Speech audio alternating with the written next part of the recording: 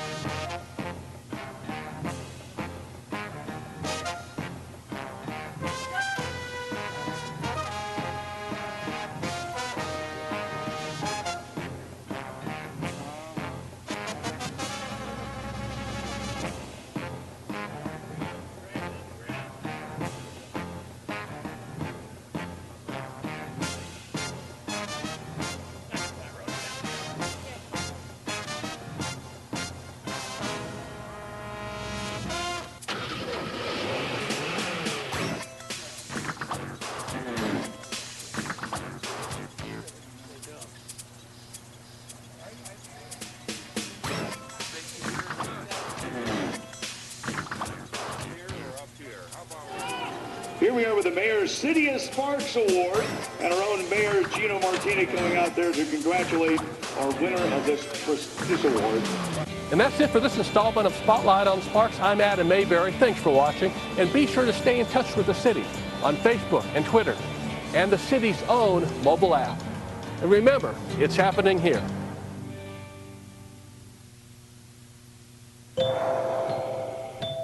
Even if no one in your home smokes, secondhand smoke can be closer than you think. Secondhand smoke from a neighbor's apartment can enter your home through air vents, through light fixtures, and even through cracks in the walls and the floors. Secondhand smoke is toxic, especially to children. Protect your family. I have 3 tests next week. I'm going to be studying all weekend. Ugh. Are you studying tonight? We can meet up and study together. Oh yeah, that sounds good. What time? I work until 6. Okay, sounds good. Just text me after. Okay. No! There is no text, tweet, or call that's worth a life. One pedestrian death is one too many. Look up. And look out for each other.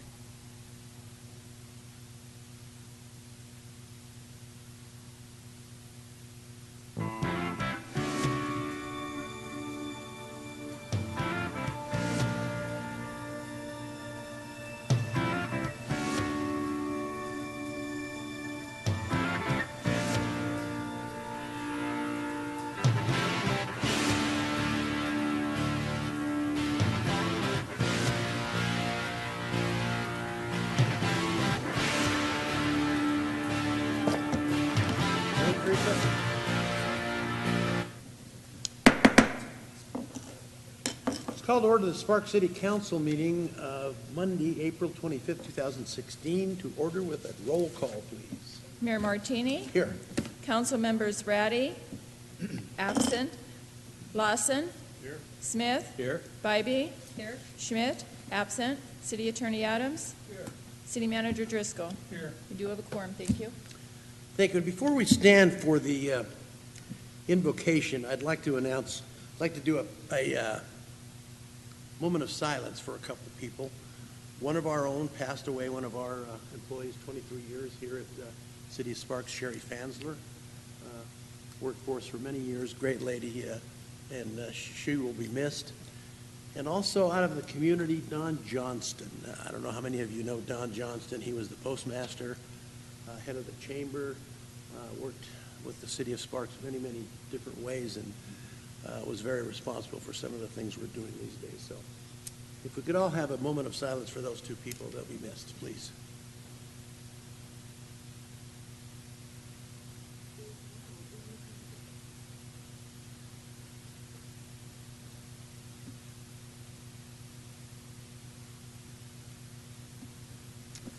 Okay, thank you. If you'd all rise for the invocation speaker, Pastor Barbara West, Nazarene Church. Welcome, Barbara. Thank you. Would you bow your heads with me, please? Well, our Heavenly Father, we just pray that you would be with the family members after their loss. And we thank you for this great council and for Mayor Martini and our leaders. We're thankful, too, that we can come together to be in your will to do what business has to be done for this great city of ours. Thank you for this city and for the leaders that you've allowed us to elect.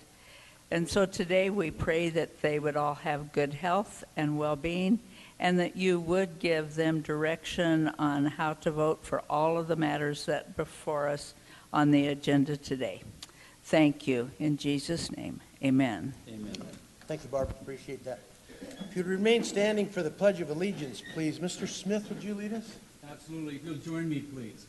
I pledge allegiance to the flag of the United States of America and to the republic for which it stands, one nation, under God, indivisible, with liberty and justice for all.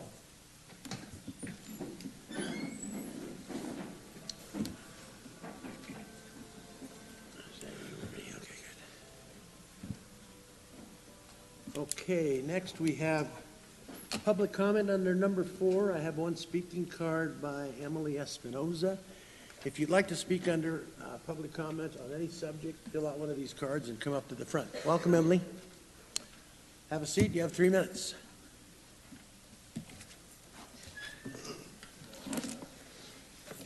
Good afternoon, everyone. My name is, I am Youth Legislator Espinosa, representing Senate District 14, and I was here to speak on behalf of the Nevada Youth Legislature. Recently, I was fortunate enough to hold a town hall meeting at my school. I attend Reed High School here in Sparks, and in that town hall meeting, I had around maybe 10, 12 high school students my age, as well as my little sister, who is currently in 5th grade, come and voice their ideas of the community. And I was greatly impressed by their wide variety of ideas, ranging from anywhere from the vending machines, where we recently had sweets removed from our schools due to nutrition violation, and as well as ranging all the way up to amending the most recent bill passed by the Nevada Youth Legislature, which granted legal amnesty to underage drinkers. And I am here today to encourage you to reach out to the Nevada Youth Legislature, as well as anybody with questions or with any comments. We all love to hear from you guys. So thank you for your time. Okay, any comments or questions for Emily? Just one question. Go ahead, Ron.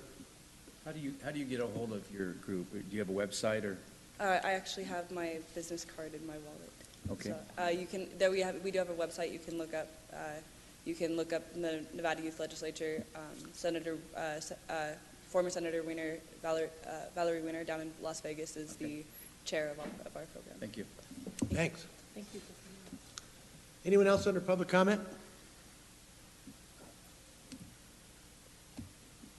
Okay, next is approval of the agenda.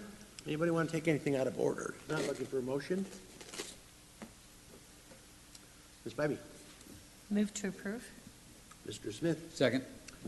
Moved by Ms. Bybee, seconded by Mr. Smith to approve the agenda as outlined by staff. Any further discussion? Seeing none, please vote. Nice. Passes unanimously with those present. Minutes, consideration possible approval of minutes of the regular Sparks City Council meeting of April 11, 2016.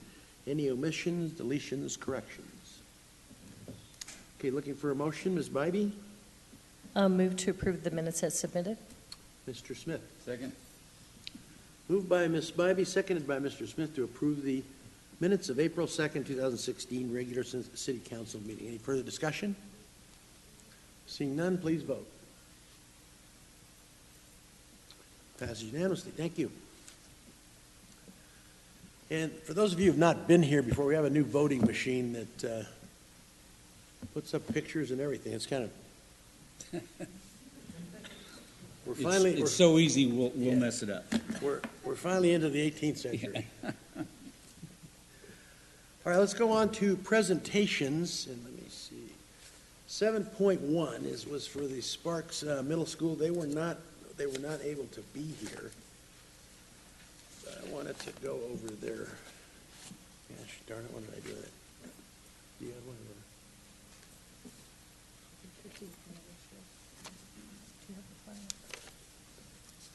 Do you have it, Teresa? I know you gave it to me. What did I do with it? Mr. Bumble. Okay. Julia Ratty is here. Have you been speaking? Did you vote yes on all the rest? I was having some hard time connecting. Okay. I just managed to connect it a couple minutes ago. We'll get you there.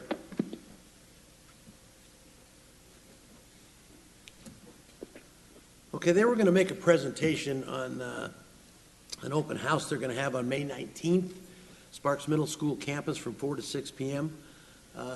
It's their 50th anniversary celebration there, so we'd love for you folks to be able to come there if you all know where the Sparks Middle School is. And again, I'm sure they'll be out and about on Facebook and all the other social medias and things in talking about this. So it'd be nice if you could show up. They'll have some alumni memory lane, SMS photo booths, alumni student basketball game raffle fundraiser. So one of those typical fundraisers things for their 50th anniversary. So just wanted to mention that. Thank you. Okay, 7.2 is proclamation, Pay It Forward, Tristan Hurley Day. Ms. Bybee.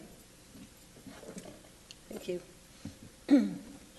I'd like to read a proclamation on behalf of the mayor and the city council.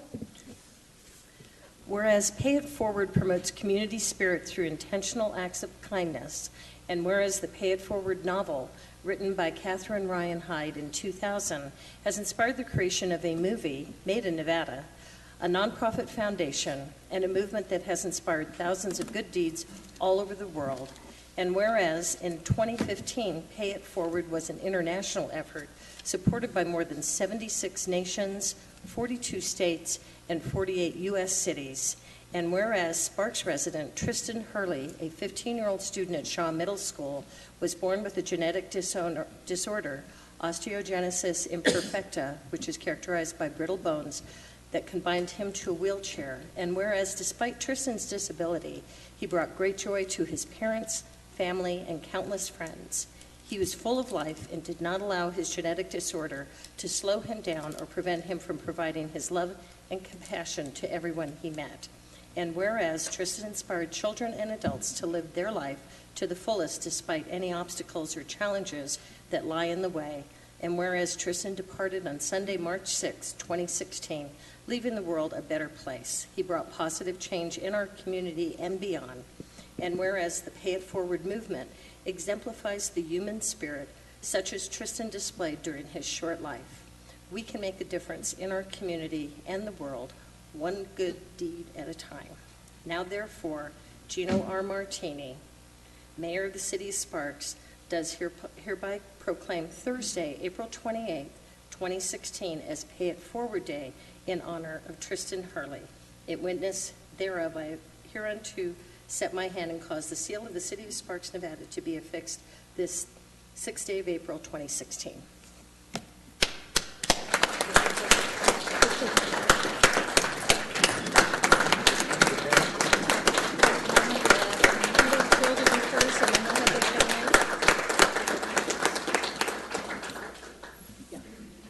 Okay, also we have Assemblywoman Jill Dickman, who's also going to read a proclamation or one of hers from the state. So go ahead, Jill. Thank you. I didn't have the privilege of meeting Tristan, but I attended his memorial service and learned a lot about him through the eyes of his family and friends who spoke with such passion and love and admiration of this remarkable human being. And I was sitting with Councilwoman Bybee, and she said, we have to do something to honor Tristan so that everyone can learn from his example. It was so moving. I wish I had been able to know him. But this world would be a much better place if we would all try to strive to live our lives like Tristan did. So it's my honor to present this certificate of recognition to the family of Tristan from the Nevada State Assembly. It reads, in honor of the late Tristan Hurley, a young man who lived a life that exemplified the integrity of the human spirit, a life with a sense of humor and with courage that surpassed his years, who served as an example of how one person can motivate kindness among strangers, and whose strong and engaging character inspired the community of Sparks, Nevada, to name April 28, 2016 as Pay It Forward Day in his honor. Thank you so much for sharing this remarkable young man with our community.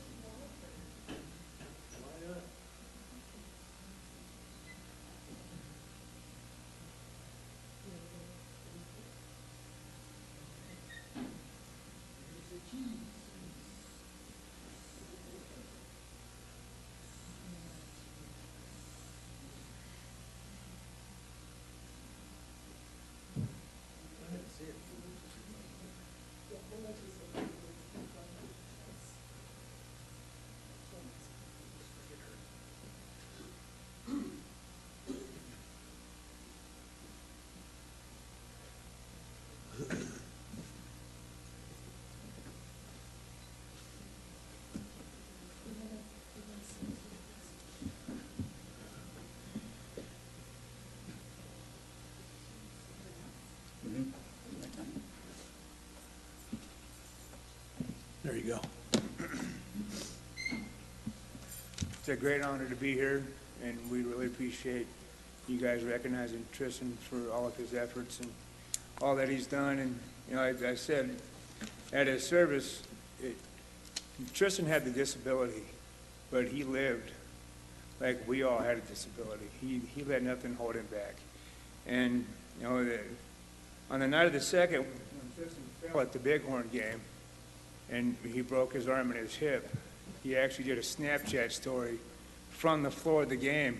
And I asked him, I said, son, you know, why did you do a Snapchat story? And he says, he looked me right in the eye, and as clear as he could be, he says, these are life's moments, Dad. We have to capture them. And that was Tristan in a nutshell. And, you know, he stuck up for kids that were being bullied from his wheelchair.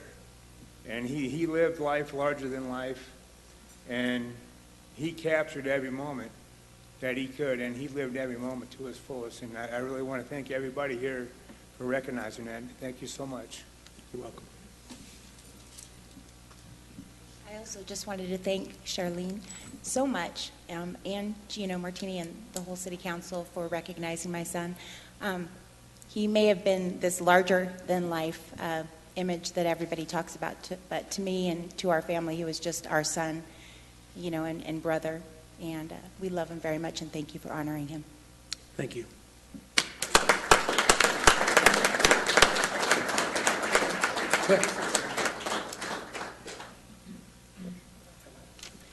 I just wanted to say, I also did not have a chance to meet Tristan, but his story touched me. I think it did so many of us in this community. And decided to go to the services that day. Didn't know Assemblywoman Dickman would be there, and she felt kind of the same way I did, that I really needed to go to honor him. And I was so impressed with how everyone that day, all the kids, his family, the stories that they told of here this young man who had all the reason in the world to be negative. He's in pain. He had all these things to struggle with, and yet he was the one everyone talked about who lit up everyone else's life. And I just found that amazing and something, just a lesson that we could all definitely learn from. I'd like to invite everyone, when I wanted to honor him today, the Pay It Forward seemed perfect for who Tristan was. So I'm asking everyone in the room today, anybody watching, to honor Tristan and to honor that movement of kindness, because the world isn't a very kind place anymore. And I think that we can all do better. And I think all of us have the power to go out and change someone's life in one moment, not on one day, on every day. So I ask you to join with us on Thursday and spread it through social media and family and friends of everyone that day to just do something kind, whether it's paying for fast food or coffee, the person in line behind you, opening a door, a smile, sending someone a card, or reaching out to someone you know might need some positive words of encouragement. Whatever you can do, it doesn't have to be big, but everyone can make a difference. And I think truly the act of giving can transform you. And I thank you all. Thank you for being here today. Thank you for your amazing son. And I hope that going forward we can all keep him in mind, and his legacy will be a movement of kindness in our community. Thank you.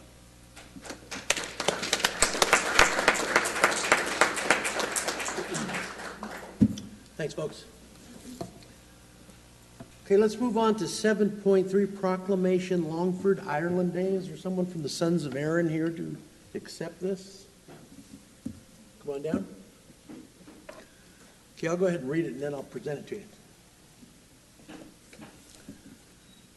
Proclamation. Whereas the town of Longford, Ireland is the county Longford, one of 32 counties in the island of Ireland. And whereas the town of Longford and the city of Sparks, Nevada, in the United States of America did in 1976 establish a twin city relationship, becoming the first twinning of a city in America with Ireland. And whereas the city of Sparks, Nevada in 1976, and in honor of the 200th anniversary of the birth of the United States of America, established the neighborhood recreational park known as Longford Park in the city of Sparks. And whereas Longford Park is the city of Sparks is a consistent and regular reminder of the relationships of our twin cities have forged. And whereas the city of Sparks, Nevada, highly values this unique twinning and was honored in 2005 to host a delegation of Longford councilors and dignitaries to our city. And whereas the city of Sparks, Nevada, acknowledges and celebrates Irish arts, culture, and history, and the impact the people of Ireland have made in our own American heritage and history. And whereas this year the Republic of Ireland will celebrate the nation's 100th anniversary of its independence. And whereas the city of Sparks, Nevada joins in the celebration of the birth of the Irish nation in 2016 and sends best wishes to Longford town. Now, therefore, I, Gino R. Martini, mayor of the city of Sparks, Nevada, do hereby proclaim April 24th, 2016 as Longford Ireland Day and encourage all citizens in the city of Sparks to join in remembrance of our friends in the city of Longford, Ireland, and in the unique and enduring relationship our two cities have forged. Thank you.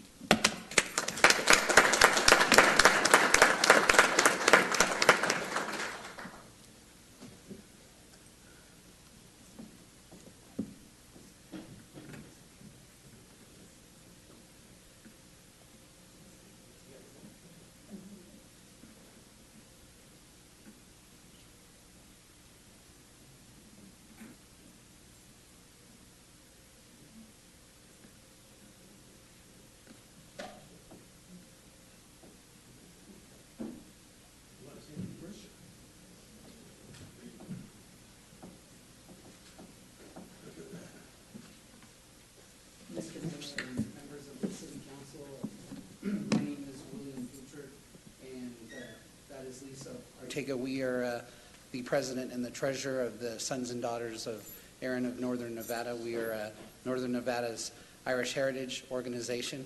We are very honored to accept this today, and we're very honored to accept it during the week of the Easter Uprising that occurred 100 years ago at this time. Thank you very much. Thanks, Willie, for being here. Appreciate it.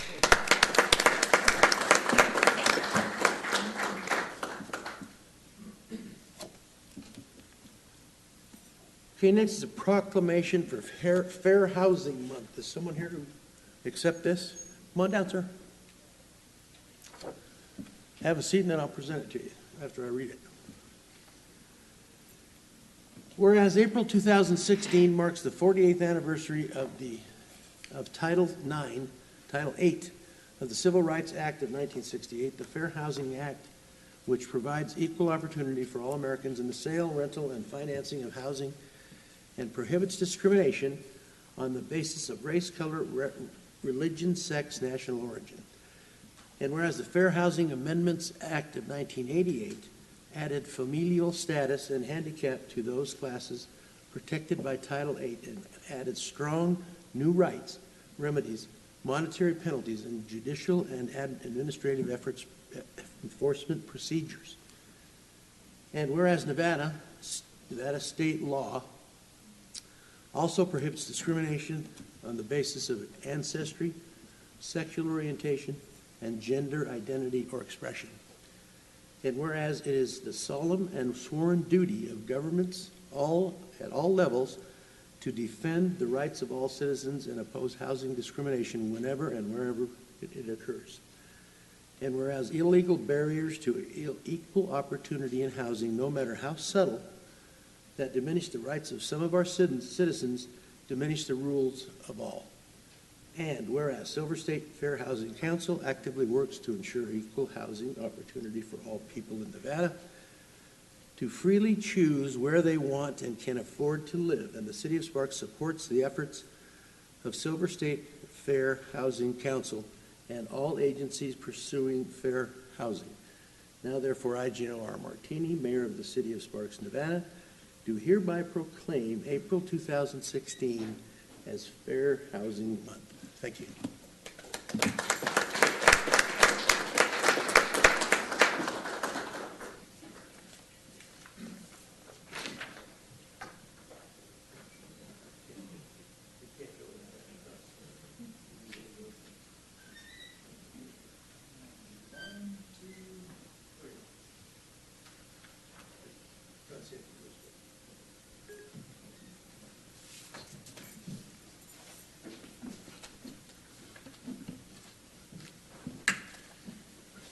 Thank you, Mayor, and members of the City Council for the opportunity to speak in front of you.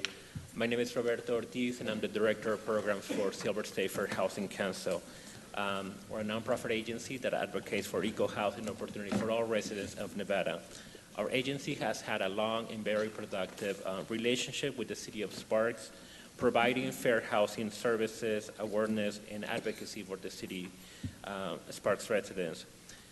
Not only for the residents, but also for housing providers and all other social service agencies under our CDBG funding program. On behalf of the board and the staff for Silver State Fair Housing Council, we thank you for the continuing effort to affirmatively further fair housing for the City of Sparks. We believe that equal housing opportunity allows us to break out barriers in the community and to relate each other as neighbors and individuals. Thank you very much. Thank you, Mr. Ortiz. We appreciate what your group does, really. Okay, let's move on to 7.5. Proclamation for Medical Laboratory Week. Someone here to receive this? Come on down, please.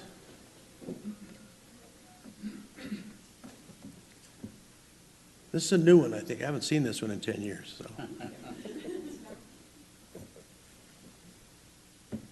Thanks for being here. Appreciate it. Whereas professionals who practice in the medical laboratory, including pathologists, clinical laboratory scientists, medical laboratory technicians, and phlebotomists are invaluable members of the patient's healthcare team. And whereas these well-educated and highly trained health professionals who perform and evaluate medical laboratory tests to direct, diagnose, monitor treatment, and help prevent diseases save countless lives each day. And whereas their dedication to quality medical testing and exceptional patient care is demonstrated daily in hundreds of laboratories in Nevada, including the city of Sparks. And whereas laboratory medicine is an honorable profession vital to sustaining a high standard of health care. Now, therefore, I, Gino R. Martini, Mayor of the City of Sparks, Nevada, do hereby proclaim April 24th through the 30th, 2016, as Medical Laboratory Week in Sparks, Nevada, and urge our citizens to honor our healthcare professionals by acknowledging their special services in our community. Thank you.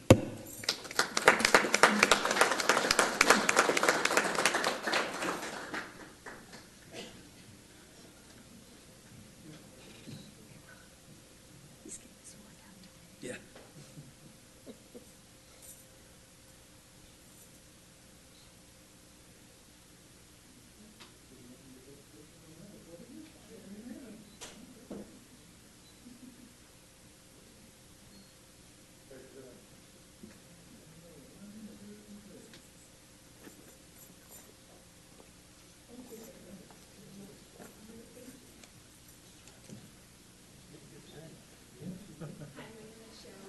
Director at Northern Nevada Medical Center. We want to appreciate you guys for your support in our community, and we love being the only hospital in Sparks to be of service to you guys. Thank you. Thank you. Thank you.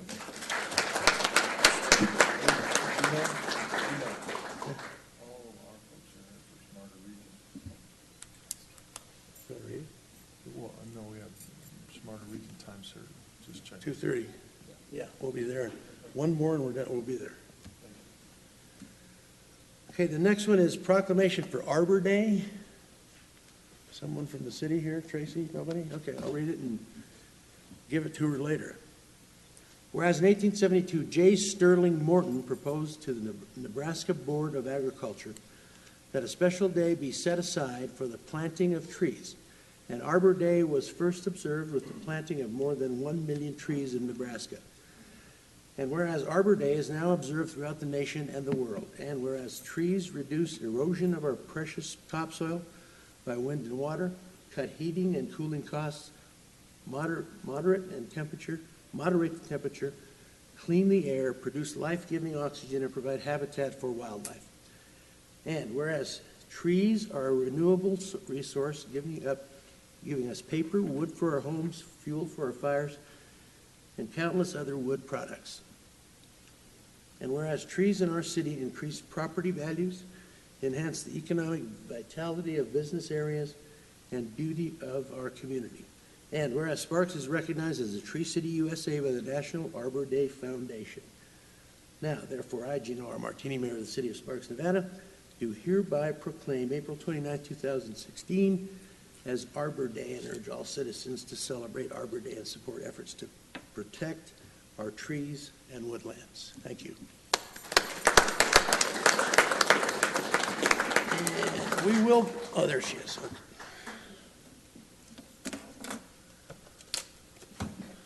So you can tell us about Arbor Day and where it's at. Thanks. Good afternoon, Mayor and Council members. Tracy Dominguez, Parks and Recreation Director. Thank you for this proclamation. We do this every year, and we're excited to announce that this Friday on Arbor Day, we're going to be doing a tree planting at Lena Juniper School, which is adjacent to our Iomone Park. And for various reasons and due to the health of the trees, we have had to remove some trees in that park. So we're excited to say there that those trees will be replaced, and the kids are going to help us plant one of them on Friday at 11:15. Good. And Tracy, correct me if I'm wrong, but in order for us to be a Tree City USA designee, we have to do this particular ceremony every year. Is this one of the things we have to do? Yes, it is one of those things. It's the Great. funnest one. Plus, we get to plant trees, right? Good. Yes, All right. thank you. Thanks, Tracy. Okay, now we have a, see, Ed, look at your computer. What time is it? 2:30. Am I good? Am I good or what? Never doubt you, I apologize. Am I good? Am I good or what? We'll do that in a minute. We'll do the last commendation here in a few minutes, but we have a time certain 2:30 presentation that we need to do. 9.2, presentation, discussion, direction to staff, and potential approval of the new Smarter Region Economic Development Board Vision Statement. Time certain 2:30 p.m. Come on up, folks.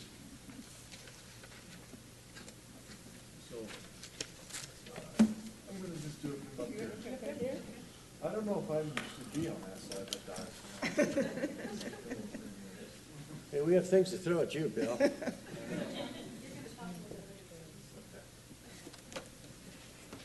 Well, Mayor and Council, the reason why we've included this is a part of our coming together as a region.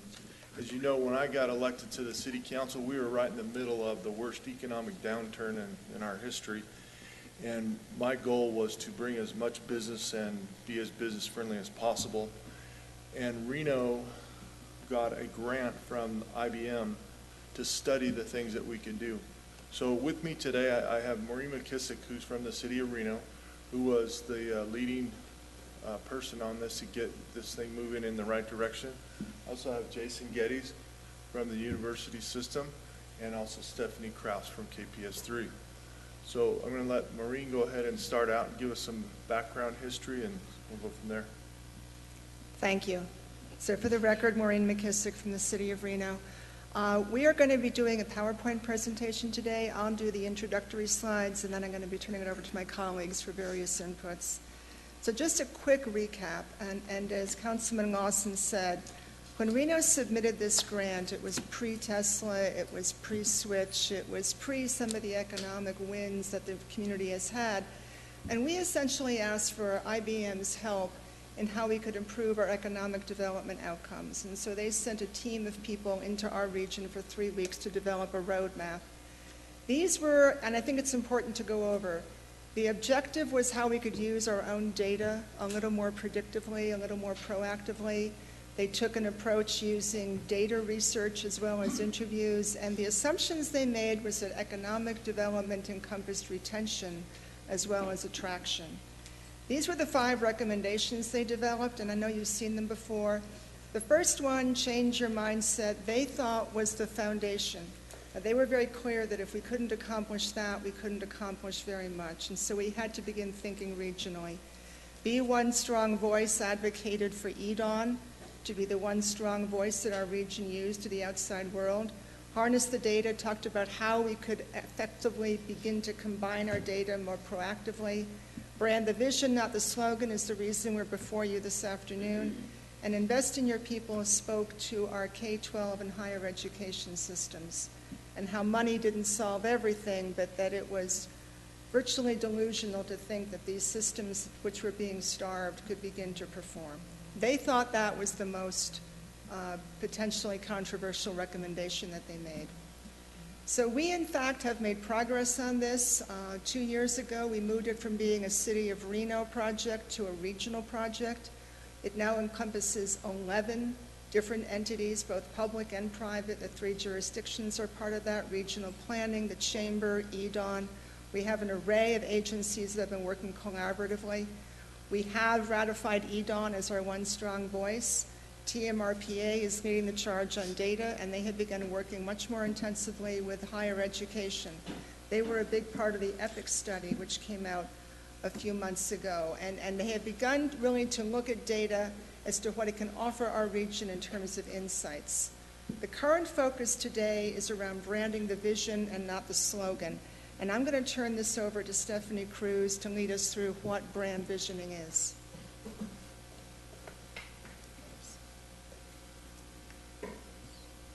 Good afternoon, everyone.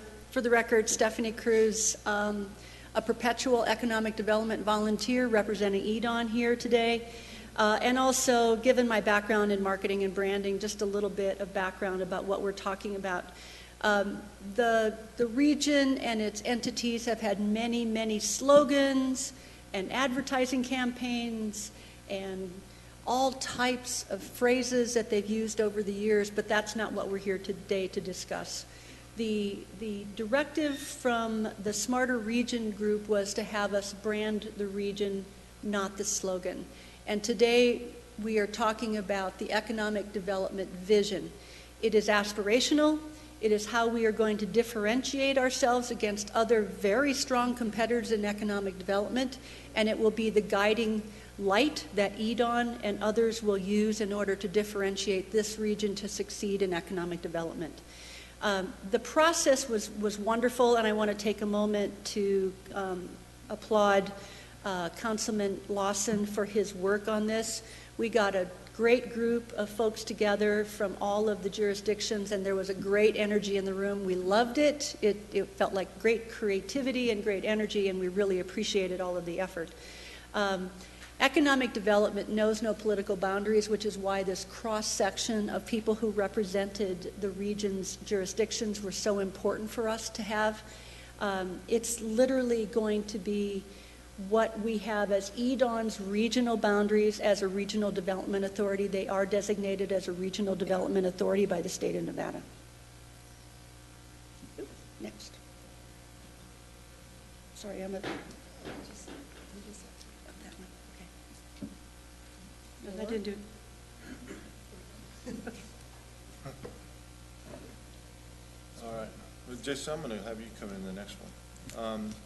So the five of us that worked on this slogan was Councilman Bob Dien, who unfortunately is sick today, myself, Washington County Commissioner Bob Lucy, who unfortunately got stuck on an airplane, and Verona Frankel, who has another medical issue with a family member. But Jason's here. So if you work on this this thing, you have a death wish, or there must be something there that's in common. But I think the thing for me that was the best was getting all of us in the same room and really coming up with a slogan and really looking at the history of Nevada. And we all agreed that one thing Nevada has been is innovative. It's been able to change itself with the times to become a leader in several areas. Some areas maybe not the greatest, but you know, in mining and, for example, and in gaming, and also even at one point, and I'm not sure that the Mormon Church was the largest population in Nevada for a while. So it's been an interesting dichotomy of things that we've become over time, so we thought that that was important for us to do. So I'm going to let you go ahead, Jason, talk about this. So I'll sorry. No, that's okay. You can tell this is the first time we're doing this. Yeah. So thank you. So we wanted to quickly give you a background on what IBM thought. These were 5 people who had never seen this part of the country before, let alone Reno. On the right-hand side, there are 5 bullet points that they thought were some of the local attributes that we should be aware of if we built the macro brand, which is interesting apropos of Reno and Sparks both doing master plan updates and hearing what our citizens think. So I think these themes have been corroborated throughout the process. So now I'm going to go. So here's where we come back to what we came up with as a brand. We are pioneers, innovators, and risk takers. We embrace those with determination to get business done today while setting their sights on the possibilities of a bold new tomorrow. And I think that encapsulated what Nevada has been since its inception. So we spent, 2 or 3 meetings on this in several hours and whittled this down from a chalkboard full of ideas to this brand statement. It's not unique just to any one city or region. It's unique to our state. So we think that it encompasses what we're trying to get. And we just want to talk about the process there. You can see the timeline up on the screen as far as bringing it to all the jurisdictions. Just based on scheduling, we were able to go first, and we took it through the Truckee Meadows Community College Institutional Advisory Committee. It's made up of local leaders, private industry. We presented it to them, vetted it to them, answered their questions. They loved it, recommended that the Board of Regents approve it. We took it to the Community College Collaborative, got a unanimous approval through the Community College Collaborative, to bring it forward as the vision. And then the Board of Regents approved it in December of last year as something that the entire system will get behind, focusing on this region. Obviously, we're here before you today, seeking your approval, and then it'll be going to Washoe County School District tomorrow, and the City of Reno on Wednesday. Okay, questions? Questions? No questions? Julia, you still there? I am. I just have you on mute. Okay. Any questions? All right, looking for a motion. Accept the report? Okay, I will. Move to accept the report and continue on the direction you're going. Very good report. Okay, we have a motion by Mr. Smith, seconded by Mr. Lawson to approve the agenda item with direction to Smarter Cities. Any questions? Seeing none, all those in favor, or please vote. Aye. Aye. Oops, wrong one. That's a yes. Passed unanimously. He just voted for you, Julia. Mine's a yes. Wait I know a that. minute. Okay. Passed unanimously, by the way, if you can't figure this new voting system out. It's pretty simple. That's why we did it, so you'll never know how we vote, so. Yeah. How do you have an abstain, Ron? Thanks, folks, appreciate it, thanks. Yikes. Rough. Okay, let's go back to 7.7. Rajan, you're here to accept this. Commendation.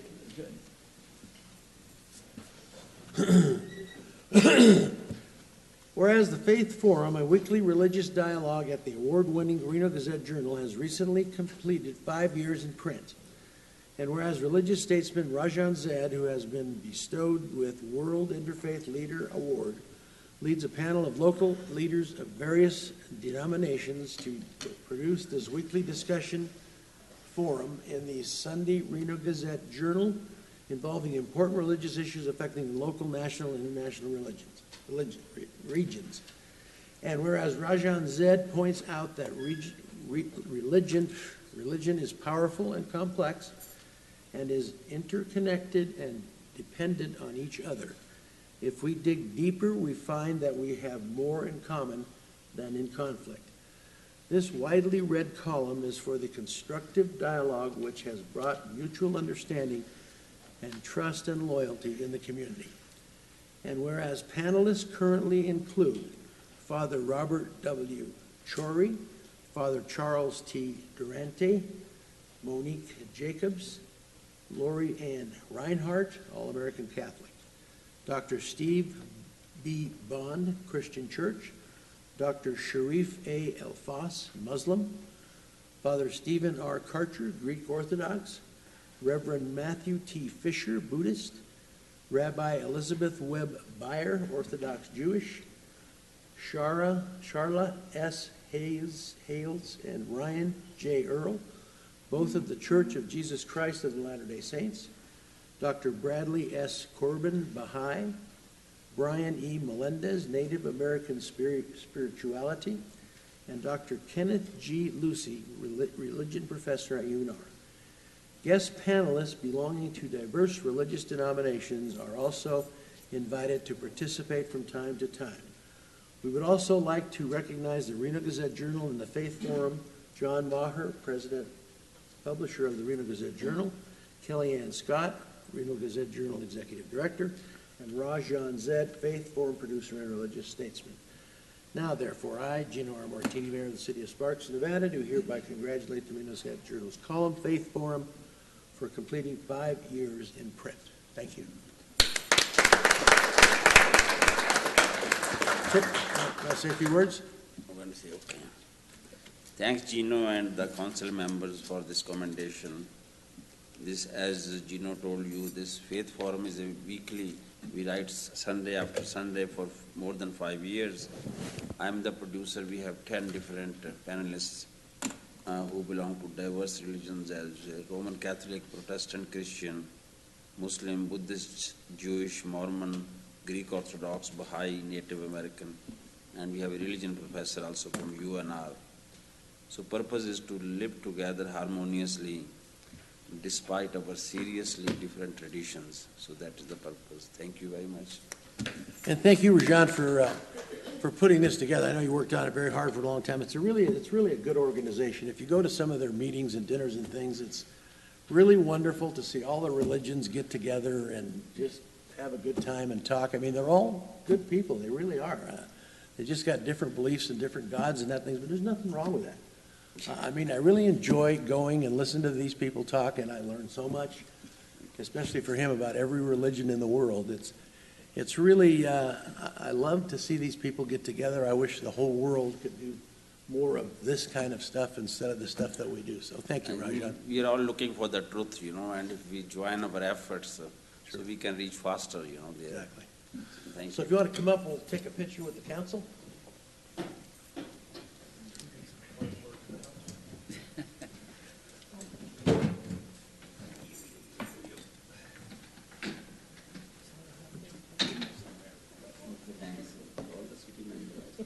Steve.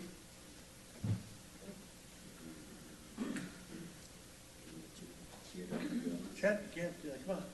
I'm okay. Okay. All right. Want to make sure this is legal. 1, 2, 3. Okay, one more camera. 1, 2, 3. One more with my camera, please. 1, 2, 3. Okay. Thank you. Thank you, Thanks, Rajan.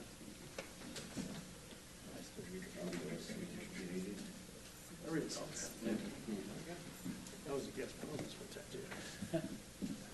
Thanks to Adam. Again, thanks, Rajan, for continuing to put the Faith Forum together. Appreciate it. Okay, let's move on to consent items 8-1. Yeah, we'll have to do that too again. Okay, I'm sorry. 7-8 Sparks Fire Department Project Safe, Remembering When, a Fire and Fall Prevention Program for Older Adults. Mr. King? I didn't mean to shut you out there, pal. Go ahead. I thought, wow, this one you don't even have to read a proclamation. I get to do all the talking. All right. Mr. Mayor and member of the council, Robert King, Fire Marshal for Sparks Fire Department, and Harry Ehrman from American Red Cross. Here to give you just a little presentation on a brand new program, fire and life safety program that we have implemented in the city of Sparks. It's called Remembering When, a Fire and Fall Prevention Program for Older Adults. So why this program? There's two main reasons. One, this program meets part of our city mission by providing a safe environment for our citizens, and it meets our strategic goal 4.2 by improving safety through prevention activities. And then number two is Project Safe Residential Smoke Alarm Program, which you all know about, turned 10 years old this year. So that in 2006 is when we started the education part of this program. And it's been a very successful program for the city of Sparks, and we even have 3 documented saves out of this program, which is very awesome in our eyes. We have installed over 3,200 smoke alarms in 1,100 homes through this program. So as part of Project Safe 10-year anniversary, I wanted to add an additional fire and life safety element that is truly needed in our community. Through research, I found out that age 65 and older adults are twice as likely to be injured or killed in fires compared to population at large. Age 75, that risk increases by 3 times, and age 85 by 4 times. Falls are also a very huge issue in our population, and in that population, as 35% of people 65 years or older are involved in falls each year. Now, I know our crews go out on calls on falls and older adults every day. I hear it on the radio absolutely every day. So I'm not saying that this program that is implemented will definitely prevent that from happening, all over our city, but education is definitely a great start and will help limit that, hopefully. That's our goals.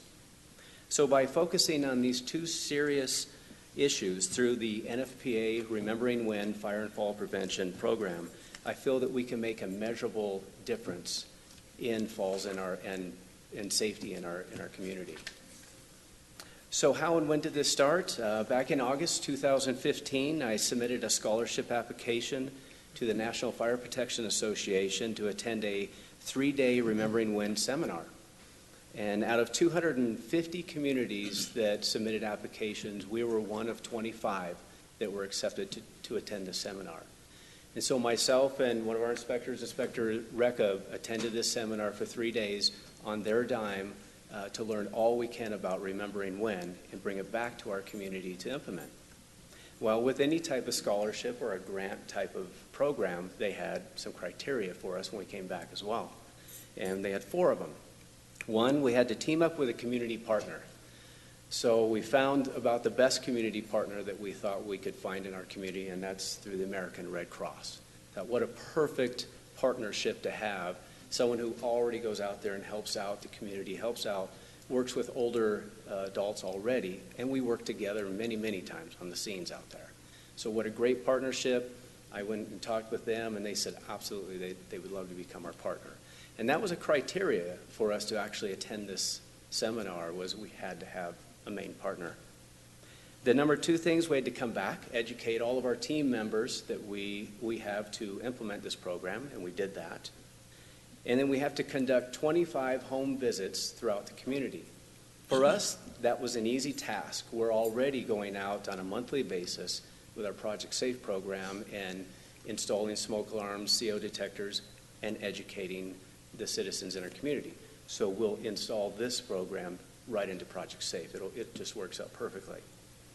The 4th one was we have to conduct 5 community group presentations. They wanted us to do group presentations throughout the community. So on April 21st, we did our first group presentation at the Sparks Senior Center, and it turned out really well. It was a small amount of people for this one, but it was a great tester.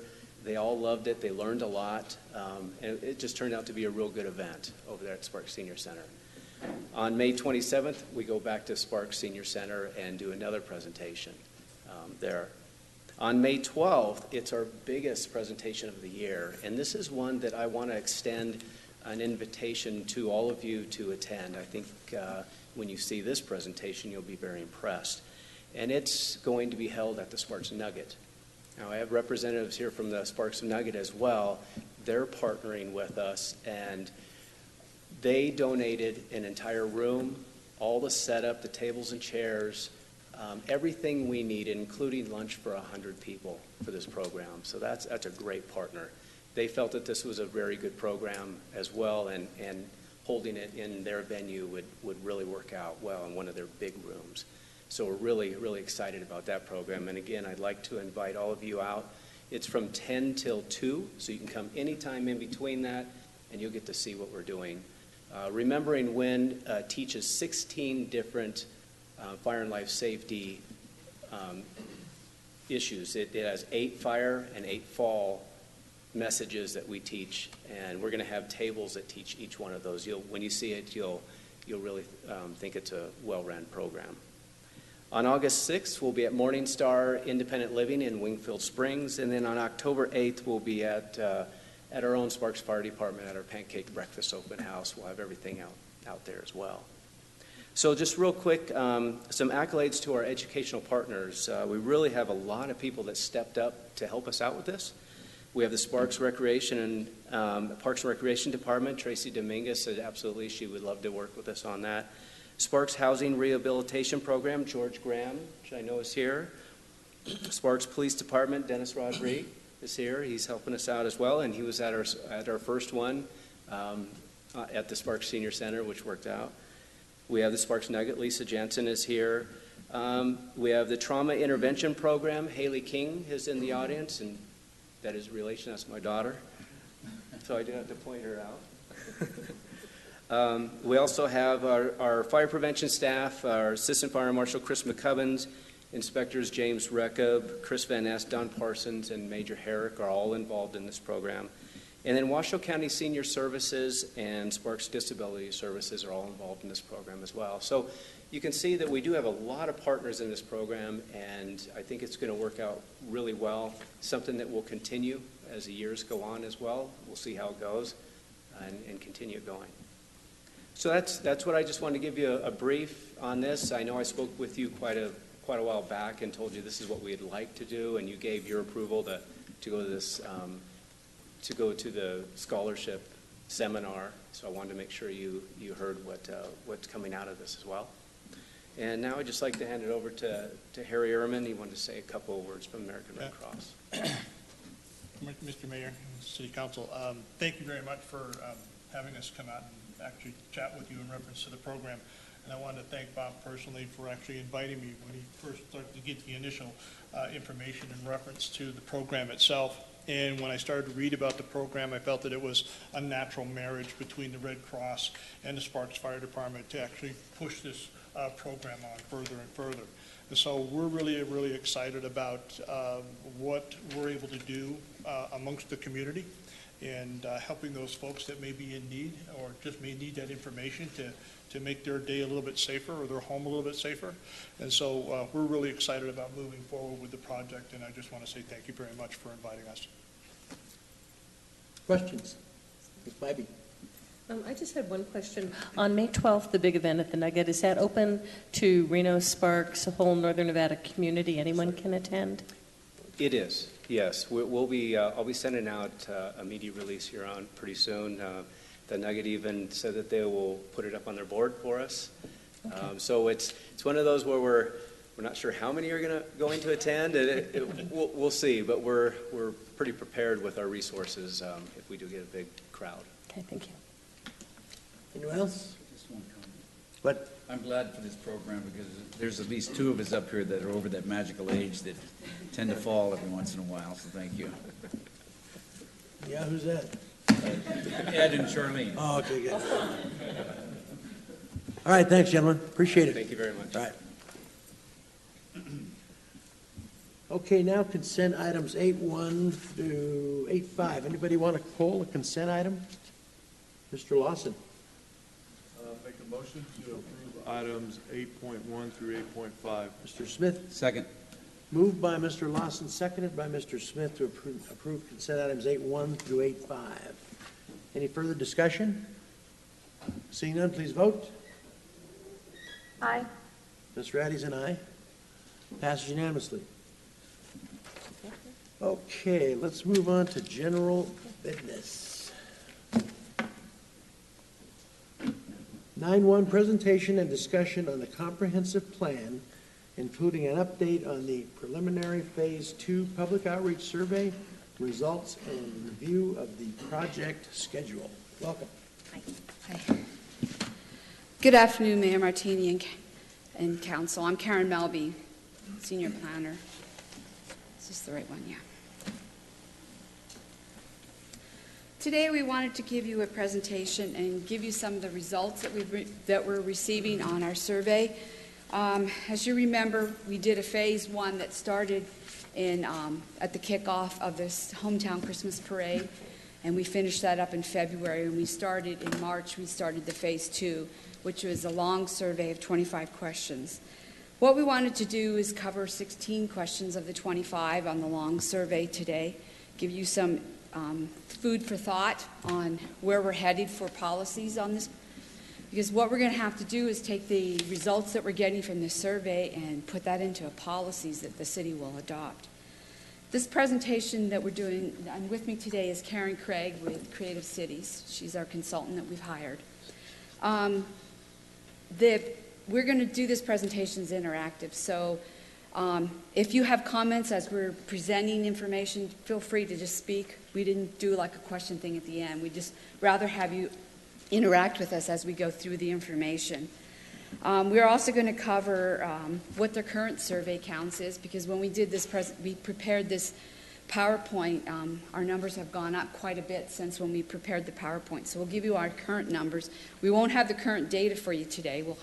But we will have our current numbers, and then we'll cover what our next steps are going to be and where we're at. The other thing I wanted to mention to you is you were given a handout and also an attachment. We found when we did this presentation on Thursday to Planning Commission, the graphs don't have the full answer on there. So I handed out that. And if you look at the bottom of your handout, down here, this is the graph that would be on the slide. Doesn't give you the full answers. So I gave you this handout so you can see the full answers. With that, I'll turn it over to Karen. Okay, so we've been on an economic vitality roll with presentations today. Let's remind you that the comprehensive plan is underway. Our public outreach goal was to engage residents in real conversations to see what they would like for Sparks in the year 2030. Our strategy, again, was to try to go to people where they can engage with us instead of inviting them to come to us, and we've been having great success at that. Much credit, I think, goes to Armando Ornelas, because we as consultants said, you can't use the long form, you got too much information in it, and he stuck with it, and he's right. Because we have 95% of respondents using the long form as compared to the brief form. And if we drill down into who's using the brief form, it's mostly people who want to talk about a light out on their street and they're running to get to the comments. The people who are really engaging in the long conversations are taking the time to go through the full survey. What you saw in the packet that was submitted on April 11th was that we had 475 surveys returned. As of this moment, we are at 1,060. That was as of noon today.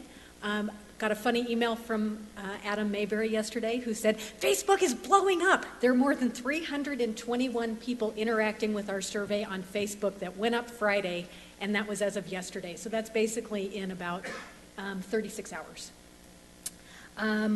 Our goal, let's be clear about the goal of 664 surveys. Our goal is actually 2,000 surveys in this section.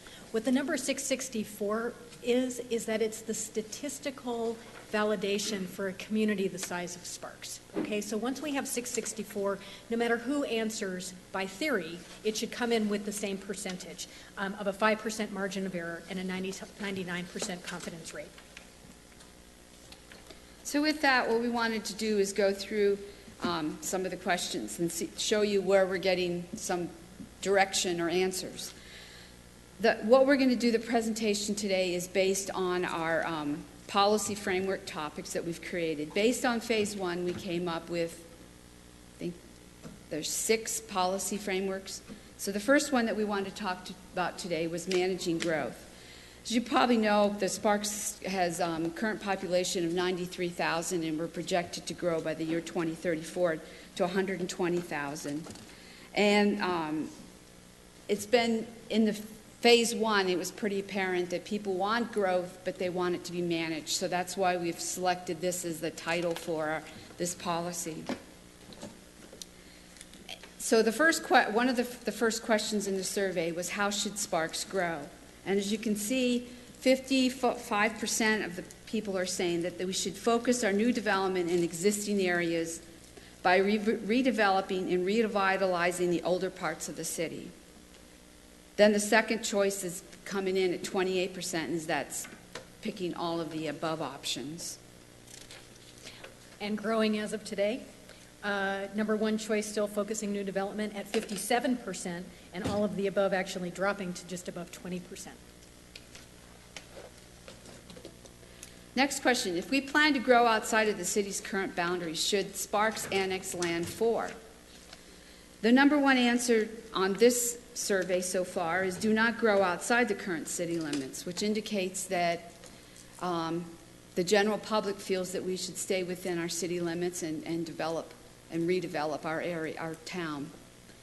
The second answer was if we do annex, it would be for open space and parks. And actually, that's running number one today, so there you go. All right. The next, in terms of, again, going back and connecting the visioning phase with this deeper dive phase, people were very concerned about traffic and growth and the pressure on how we move through the city. It's an integral part of our city's fabric, how we move from place to place. We mostly take cars, but it includes streets, bus systems, pedestrian paths, trails, bicycle routes. The role the city plays doesn't strictly lie within the city, obviously, and we have to work with NDOT, RTC, and other partners. But many of the constituents don't recognize that. So our goal here is to try to understand what they need and then find the right way to put into policy for the city of Sparks to answer these transportation options needed within the region. So in 2030, how would you prefer to primarily commute to work? Today it's at 77%. But I call your attention to look how high bicycle is. We're going to start drawing down these numbers and parsing them and looking at what the millennials are saying, how they want to get to work, looking at how different generations, different parts of town, so that we get a much clearer sense. And part of why we're doing this is when we're looking at, for example, Audi, that's rising in double digits of people riding bikes on that thoroughfare. I think planning and policy very much wants to understand that, and again, from council and planning commission's perspective. Okay, running number 1 and 2 on what transportation issues should be priorities in Sparks. Number 1, improve existing street and road pavement conditions. Stays the same today. Building new roads and widening existing roads. Again, that matches the primary desire for cars. But I think if you look at some of the things that are in the 20-25% range, there's some people looking at 15 years at a different vision of how to get around. Public safety, enormously important. It's a function of the city because we need to provide fire, police. What we've learned again in the first survey is that crime is very, very important in some parts of our community, particularly in the city's older neighborhoods. Also with popping is the city's sewage treatment facilities and flood control running very high, including for language that says, would you invest in these things? Not just do you need them, will you invest in these things? And in some cases are running at 80% plus that they would invest in these things. So in 2030, fire department, what fire department emergency services are needed most? Running number 1 the other day was emergency medical services. Today it's running number 2. Emergency response is what's at number 1 today, followed by emergency medical services. And again, we're talking about fire department services, not focusing on wildfire suppression down in the 20s or individual house suppression. Police department services needed most. Number 1, by a lot, neighborhood cops. And let me describe to you what we're hearing that means from people's comments. People would like to feel in their neighborhood that they recognize who their policemen are, and policemen who recognize what's normal and what's happening in that community, and know people by name, and know what store hours are, and know what's going on. You have nearly 62% of the population here saying that a neighborhood cop would be their number 1 choice. Their number 2 choice is gang and officer units. And as you can imagine, when we drill down in some of those, that gets into very specific neighborhoods.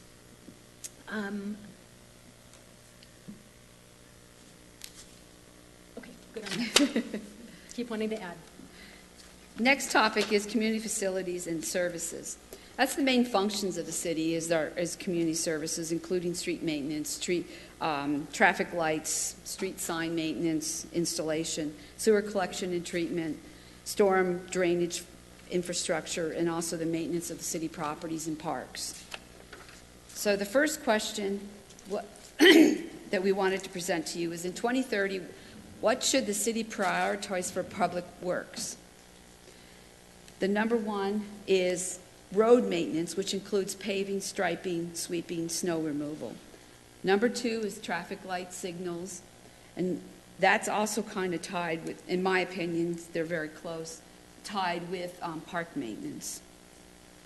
Do you have any? Park maintenance is ahead today. Yeah. Oh, is it? Okay. John, speed humps is not on there, okay, so you're safe. You're safe.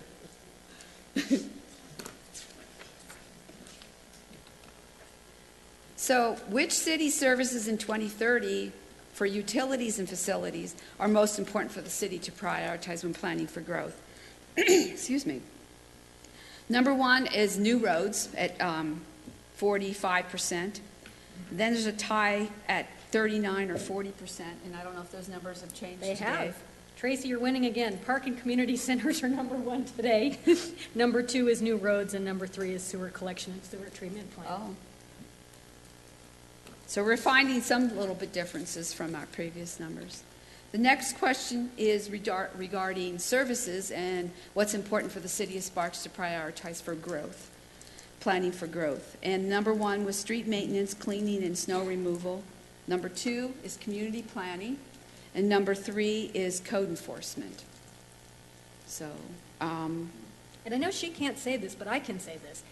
Community planning is number 2. I think that speaks volumes for what people are saying for how to look at this city. That's never on people's radar, and it is today.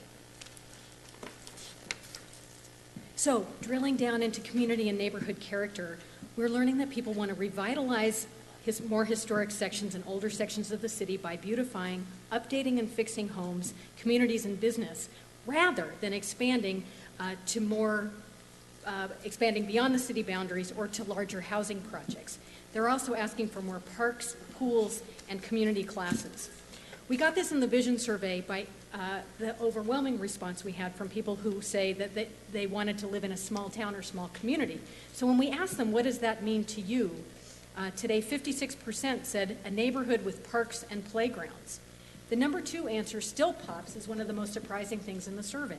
What does small town and community mean to you? Number 2 answer is a vibrant downtown with shopping, restaurants, and events. So we drill deeper. What do you consider as downtown? Could it be Victorian Square, Legends, the Galleria at Spanish Springs, the Crater Way Corridor, or somewhere else? Nope. 75% of people say Victorian Square is our downtown.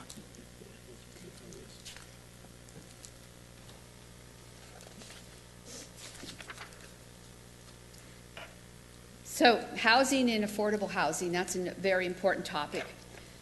People have to have a place to live, and it must be relative to what their income is. So one of the question that we asked in the survey was, what type of housing do you expect to be living in the year 2030? At this point, the overwhelming support is that people are looking at a house on a medium to a large lot, with number 2 being a house on a small lot. So still coming out to show that most people want to be living in a single-family house.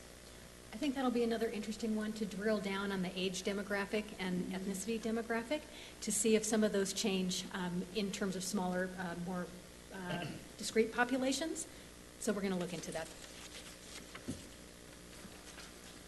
Resilience and sustainability. This addresses the management of disruption of things, forms of change, and the ability for the community to adapt and work within those changes for the future generation and currently for the city. The question that we asked regarding this topic is, what policies should the city of Sparks pursue to maintain fiscal health? And the number 1 answer that's come in is that aggressively pursue growth that enhances tax revenues, followed by a close number 2, which is increase the city's cash reserves and reduce debt. And do those numbers? Those numbers are still the same. I do think if there's something interesting to add, when we start pulling some of the commentary where people are adding their, we give them a place that they can add a line or 2 or 10 of what they feel. It caught our stakeholders meeting by surprise the other day that we were hearing from anyone, let alone a number of people who say, quietly, I'm willing to pay more taxes. And then all of a sudden, one by one in the stakeholders meeting, people are saying, I'm willing to pay more taxes. I'm willing to pay for these services. I'm willing to pay for Bike Pass. I'm willing to pay for parks. So I think that that's something that certainly my radar says nobody wants taxes. But we're actually seeing in writing people starting to say, for the services I want that aren't on a priority, that haven't been on the highest priority, I am willing to pay for that. We'll look into that and see if we can parse those numbers some more, but we thought it was worth bringing to your attention. So next question is, what should the city of Sparks focus on to increase this community sustainability? These numbers are all, in my opinion, relatively close, but the number 1 answer is water conservation, which probably has something to do with the fact that we're in a drought or coming out of a drought. And then number 2 is solar and renewable energies, with a close third at the protection of our river and wetlands. So back to the theme of economic vitality. We want to stay a desirable place to live, work, and visit, but that requires a dynamic, diversified, and thriving environment. We also know that the economic base that we focus on really should complement the character of our community. So when we asked residents about the most important for the city of Sparks to report, the number one answer is to attract new business and industries, followed by number two at retaining existing businesses. This is interesting. What strategies should the city of Sparks adopt to increase economic vitality? The number one answer, optimize technology and online services to become more business friendly. Number two, allocate additional city funds to support special events.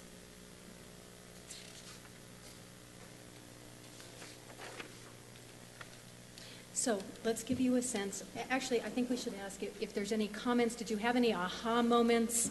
Anything surprise you? Anything you're glad to be seeing is showing up is what we're hearing from the residents in the survey? Mr. Lawson. I find it interesting that overwhelmingly they don't want to grow the city, but they want to grow revenues. That is, to me, it's contradicting. And then that they're willing to pay taxes that they know that we can't tax. Mm-hmm. That has to be done by the state. Mm-hmm. So it's just interesting. All of it is an interesting meld of government where everybody gets the feds, the state, and the county, and the cities mixed up, I think. It is. So yeah. It's just interesting to me, but no growth, but we want more revenue. You know, I can tell you from reading the surveys, if you're interested in parsing that, for people who are saying the online component, you know, I think they're saying smarter growth, not spatial growth. So can we enhance the types of businesses by providing enhanced connectivity, Wi-Fi interaction, redundant energy for different businesses to be able to come in? I don't think, from the way I'm reading it, it's mutually exclusive. To have more tax, we need to go wider. It seems to be reflecting, can we get more dynamic in what services we offer or abilities for businesses to do here, which may be... and also include redevelopment or revitalizing something like our industrial areas and things like that. Yeah, and that's another... Increasing the density within, you know, like very good. in the downtown area, residential density in the downtown area, things like that. Is that what some of the other comments that we're getting? And they're aware that, you know, our industrial area is in a flood zone that costs about 25% more to build there now. Yes. No, they're not aware. Yes, but they're not aware. But that's the challenge we face. And so to have businesses that... To me, it's very interesting. It's kind of all over the place in my mind. Okay. It is interesting. Ms. Bybee. I had a question on, you talked about drilling down further, or parsing out this information. Will you be taking, because some of these are very generational and age, your responses from millennials are going to be very different from those of us that are baby boomers. Yes. And that tells us a story as we're looking to planning for the future, the generations, each generation and what their needs will be or what their priorities are, something to take into consideration. And I'm curious on the percentage of people from all different age groups that are responding, or if you're getting a cross-section, or if you're just getting predominantly a lot of boomers and older who had the time to sit down and do that. And how do we, if we're not getting the range of ages we need, how do we reach out? We're actually doing pretty good in the age range department. So right now, we have nearly 25% age 20 to 34. So 1 out of every 4 people are responding. 35 to 54, so just shy of a boomer, I would say. 37%. Then that comes to booming age, which is 55 to 74. That's about 37% as well. So, roughly 40% is our generation, and the rest is younger. Now, we do have a really interesting upcoming outreach program that we're going to be doing at Sparks High School. We're working with the Latino coordinator for Sparks High, who's going to help us set up a photo using smartphones to document what high schoolers would like the city to be. And it's going to be post it on social and Facebook. So slightly different than taking the survey, but interactive in terms of an under 19-year-old population to get involved through kind of a photo interactive opportunity. Instagram, Yeah, exactly. Instagram. Yeah, yeah, Snapchat, Instagram. Mr. Smith? Thank you, Mr. Mayor.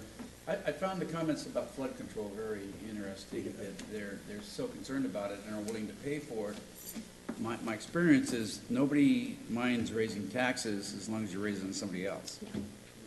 And we had proof several years ago when we tried to pass, I think it was 0.25% for police. We were in dire need of more police help, and it was 50 cents on a $100 purchase, and it failed. And I had a lady come in my office. She says, "Ron, I didn't vote for it." And I said, "Hey, we live and die by the vote. That's whatever happens."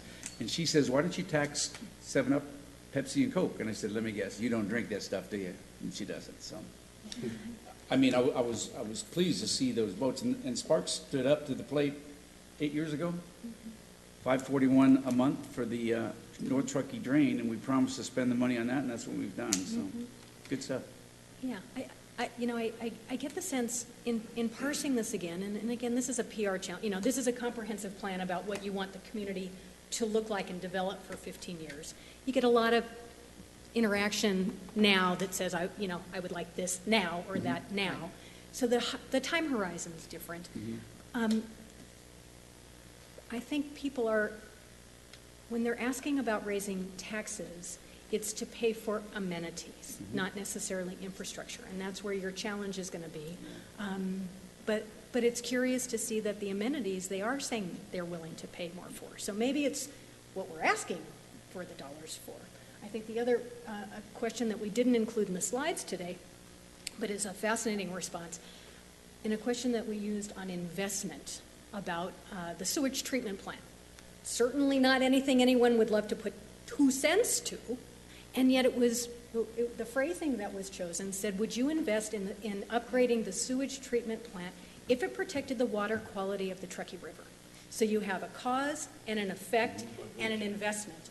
And it's running at almost 90% in favor of.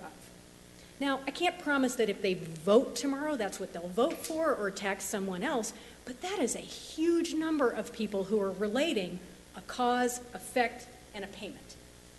And most people will vote for an item if they know where the money's going. Yes. And we stick with it, where the money's going. And I think what's great is that the public loves this leadership. They love your community. So, maybe the hurdles are, as you're saying, it's very confusing to what jurisdiction does what. But they very much believe in you. So, again, in your planning and your policies, I think you get to be very bold about being who you are and where we're trying to go, because they really do love this place, and they seem to believe very much in the leadership. Read that question again about the sewer. Let me pull it up exactly. You have the full. Oh, no, let me pull it up. I got it right here. Okay, super. You also have, in your handout that I gave you, I included the questions that we're not covering today. So they're all in your packet, so you can all look at those too. No, that's not it. I don't remember While she's the number. looking it up, Mayor, I'll give you a couple other things that are going on. So right now, we're organizing bus tours with stakeholders, about 2 hours on each tour. We hope you'll join us on one of those tours. But what we're doing is looking at things that the public's saying, like we want to redevelop in downtown. So the bus tours will go places, for example, that say, okay, here's a 4-story apartment going right next door to a single-lot residential area. We want you to see what that looks like side by side, because that's what people tend to be asking for here. What do you think about that? Is that what people want? So those bus tours, they'll probably be going the 2nd week of May and the 3rd week of May. But we're going to drill down some more by showing these kind of choices that you have in your plan side by side and getting your feedback and opinions on that. So it's question 10, and it says, do you support continued investment in the city's sewer treatment plant to protect the Truckee River? And it's 95% support that. Doesn't that lead you right directly to a yes answer? I mean, who's not going to want to pay more for what you just said? I mean, to me, that 95% doesn't register with me that person, those people would actually vote for spending more money on something. I mean, that that question to me leads you right to yes. Does it not?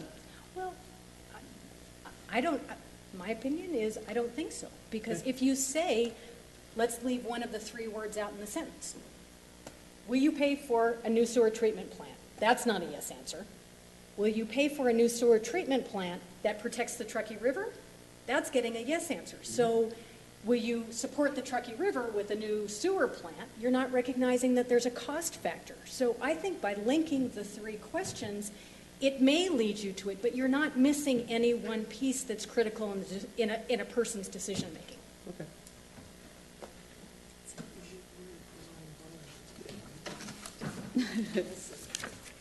And Mr. Mayor, you'll also see in the full survey, we've also asked, would you invest in fire stations and in police stations? They are getting good responses, Yes. but nothing like this response. Okay. So I think, it's worth noting, and again, we're going to parse these some more. Sorry, did I just hear, oh, God, from the back? That one registered particularly high. Any other questions? Julia, you there? She's, So I do you am. want to talk about those things? questions? No, okay. Is that it? That we're going to be doing other, So we talked briefly while we were looking that up about the bus tours that are coming up. We've been at Planning Commission. We're going to be distributing survey links to community groups. We've been at various organizations. We've been making our rounds, HOAs, youth groups, faith-based community. We're going to stakeholder meetings, and we continue to engage with residents. And interestingly enough, the public seems excited to engage by the internet, much like they're telling us on the survey. Okay. That, Karen? yep, that's it. Thanks, ladies, appreciate it. Thank you. 9.3, consideration and possible approval of resolution number 3292 in support of comprehensive federal public land legislation and providing other matters properly related thereto. Mr. Kurtz.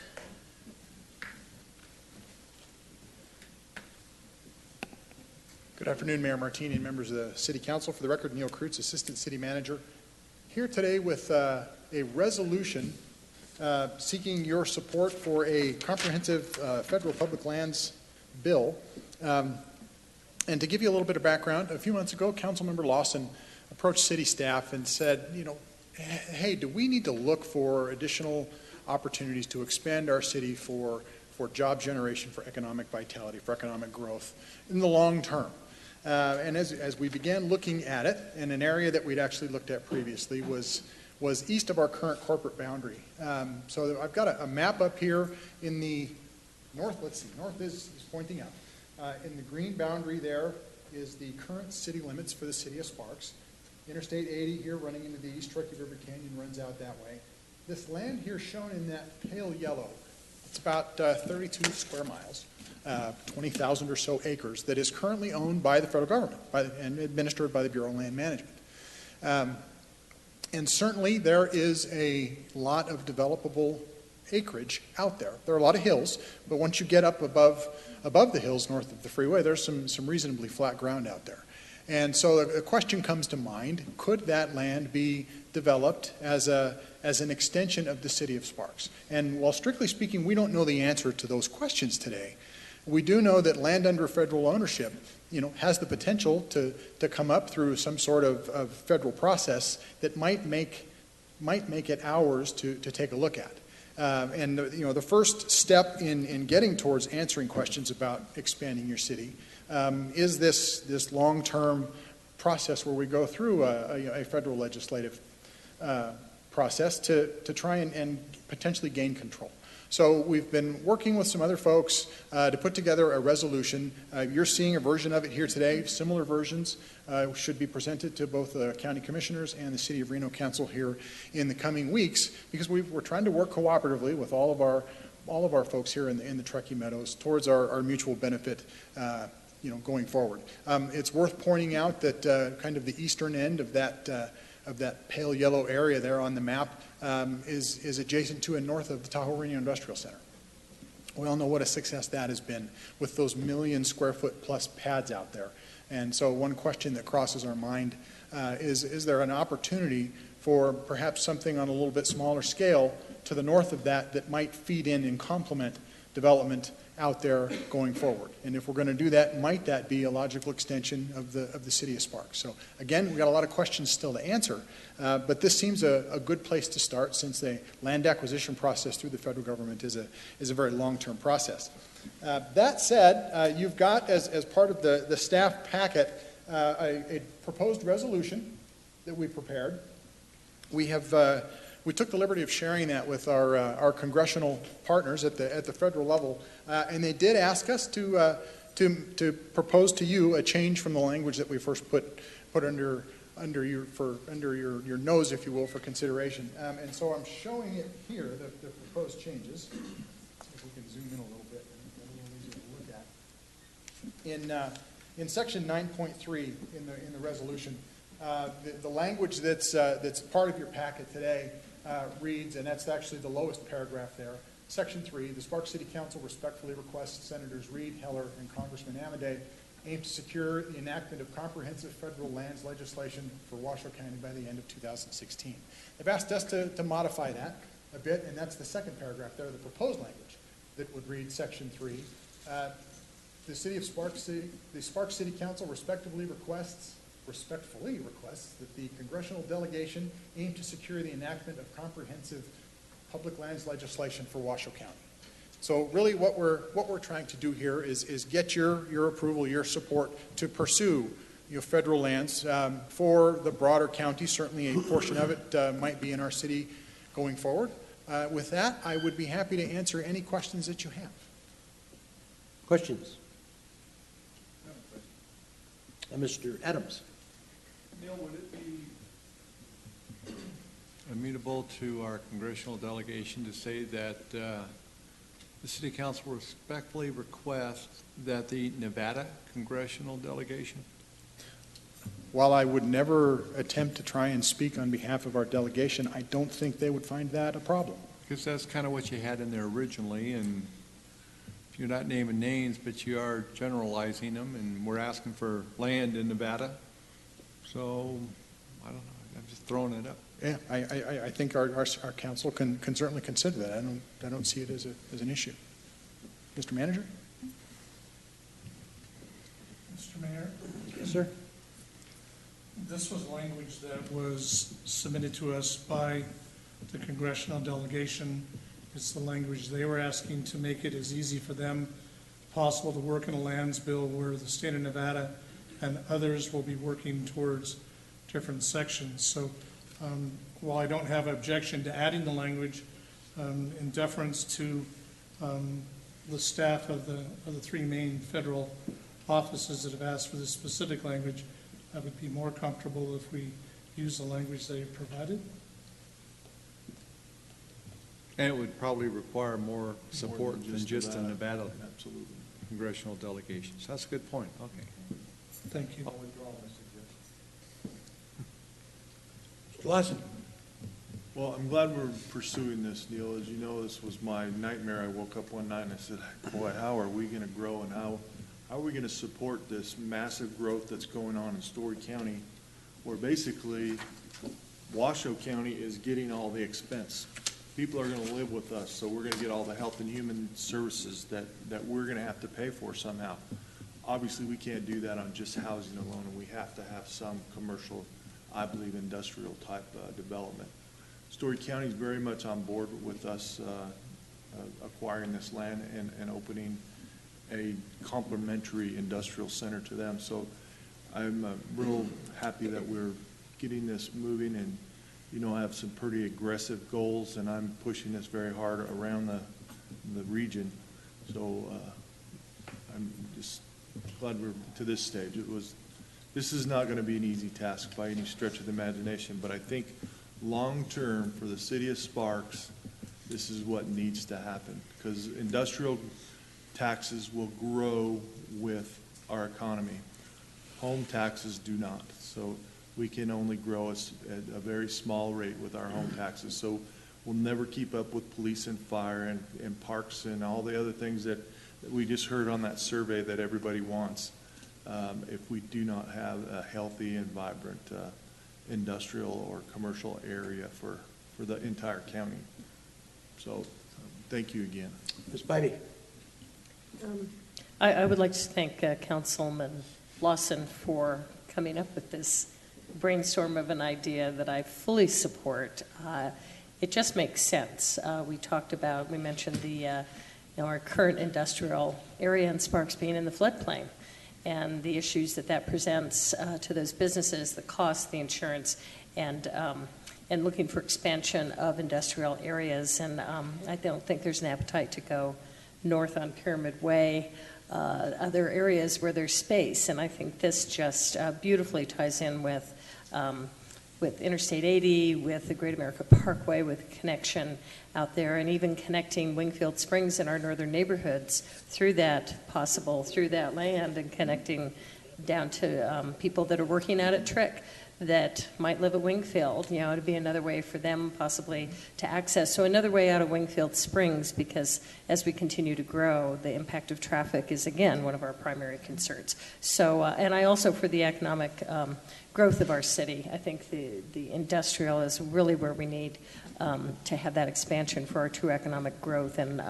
I fully support this. I hope we can move it through quickly. I know that's probably unrealistic since we're working with the federal government, but as quickly as we could pursue this with our congressional delegation, I'm fully in support of this and look forward to seeing how we can make this move along quickly.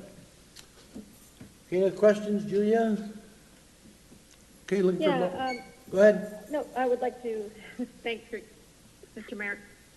So I've already shared a few of my concerns with Councilman Lawson and staff. I have a bit of a challenge with the concept in that I think that we just heard the resident survey saying that they'd like to see us stay within our current boundaries, and this does, in some ways, open the doors for sprawl. I'm happy to see that it is a comprehensive public lands legislation and does include conservation, and so that maybe the trade-off there could be protecting some lands for conservation while figuring out a smart way for the city to grow. I think what I heard in the staff report was that this is the first step in opening the conversation, but that there would be lots of process left in terms of making sure that it's financially sustainable, making sure that it's environmentally sustainable, and all of those questions. So is that my understanding? Is this really about starting that conversation? Yes, ma'am, it is. Okay. So I'm willing to vote yes today to start the conversation, but I did want to go on record saying that, I really think that we need to make sure that we are paying attention to both the fiscal sustainability and the environmental sustainability of a decision of spreading in that direction. Okay, looking for a motion. Let me just say something. Oh, go ahead. Is this the land we annexed several years ago and then de-annexed? None of this land we had actually annexed previously. It was in the study area from before that we walked away from as a whole. Okay. Well, and I think times have changed, and I think we are ready to grow, and we need to produce revenue, and this is a great way to do it. Mr. Lawson. I'm ready to make a motion if there's no further questions. I move to approve resolution number 3292 in support of the comprehensive federal public lands legislation with the language changes as presented by staff. Ms. Bybee. Second. Moved by Councilman Lawson, seconded by Councilwoman Bybee to approve 9.4. Any further discussion? Seeing none, please vote. Aye. Passed unanimously. Thank you. 9.5, consideration and possible award of the 2016 permanent patch contract AC 5234 bid number 15-16-010 PWP number WA2016-116 to Sierra Nevada Construction. Mr. Speedham. Read that number again. Thank you, Mayor, council members. John Erickson, your city engineer. As the mayor indicated, the project before you is a contract for the 2016 Street Rehab Unit 3. Where this project is located is over by Catherine Dunn Elementary School. We're bordered to the north by Howard, to the east by Rosemary Drive, and Greenbrae off to the south. We estimated the project at $1.85 million. We received 4 qualified bids, and Sierra Nevada Construction submitted the low bid at $1,657,007. Staff is recommending approval of the contract. I would be happy to answer any questions. Questions for John? You got? No, okay. Nope. Okay, number 9-4, looking for a motion with Charlene Bybee. I move to award the 2016 Street Rehabilitation Unit 3 Rehabilitation Project Contract AC 5233 to Sierra Nevada Construction in the amount of $1,657,007. Have a second? Mr. Lawson. Second. Moved by Ms. Bybee, seconded by Mr. Lawson to approve agenda item 9.4 as outlined by staff. Any further questions? Seeing none, please vote. Aye. Passes unanimously. Okay, 9.5, consideration and possible award of 2016 permanent patch contract AC 5234, bid number 1516-010, PWP number WA2016-116 to Sierra Nevada Construction. Go ahead, John.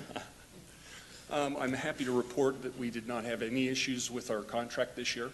And so we had, it was an engineer's estimate of $350,000. We had 4 qualified bids. Sierra Nevada Construction, again, came in as the low bidder at $298,007. Staff is recommending awarding the contract to SNC. Questions? Motions? Mr. Smith. Okay, I move to award the 2016 permanent patch contract AC-5234, bid number 15/16-010, PWP number WA-2016-116 to Sierra Nevada Construction. All right, do you have a second? Mr. Lawson. Second. Motion by Mr. Smith, seconded by Mr. Lawson to approve 9.5. Any further discussion? Seeing none, please vote. Aye. Passes unanimously. Thank you. We'll be right along. Thanks, John. 9.6, consideration and possible approval to purchase 70 traffic signal controllers and 80 traffic signal cabinet modifications from Intermountain Traffic in the amount of $279,400. Good afternoon, Mayor, Council. Ron Corman, your Public Works Manager, for the record. This item in front of you is for purchasing 70 traffic signal controllers and upgrading 80 traffic signal cabinets in the city of Sparks. For basically, this is technology upgrade. Our old controllers are based on Windows XP and no longer supported, and so we need to move up into something that we can continue to maintain. These controllers that we've chosen are being utilized by the other agencies in the valley, so it keeps us sort of in conformance or whatever. So with that, I'll be happy to answer any questions. Questions for Ron? Okay, seeing none, looking for a motion. Mr. Lawson? I move to approve the purchase of 70 traffic signal controllers and modifications to 80 traffic signal cabinets to Intermountain Traffic in the amount of $279,400. Mr. Smith? Second. Moved by Mr. Lawson, seconded by Mr. Smith to approve 9.6. Any further discussion? Seeing none, please vote. Aye. Please display. Thank you. Passes unanimously. 9.7, consideration and approval of an interlocal cooperative agreement under AC 5235 with Nevada Department of Transportation, NDOT. Go ahead, Ron. Good afternoon. Again, Ron Corman, your Public Works Manager. This item is requesting permission to enter into an interlocal agreement to perform the installation of new controllers that will be purchased by the State of Nevada Department of Transportation into 35 of their cabinets. We currently do all the maintenance on those signals that are located within the city of Sparks, and as part of our continuing interlocal work that we do with them on our signals, would include this. With that, I have any Questions? Okay, seeing no questions, looking for a motion. Mr. Smith? I move to approve 9.7 as presented by staff. We have a second, Ms. Bybee. Good job. Second. Moved by Mr. Smith, seconded by Ms. Bybee to approve 9.7. Any further discussion? Seeing none, please vote. Aye. Passed unanimously. Okay. 9.8, consideration and approval of interlocal cooperative agreement AC 5236 with the Nevada Department of Transportation to provide maintenance for 41 NDOT signalized intersections within the city of Sparks. Go ahead, Ron.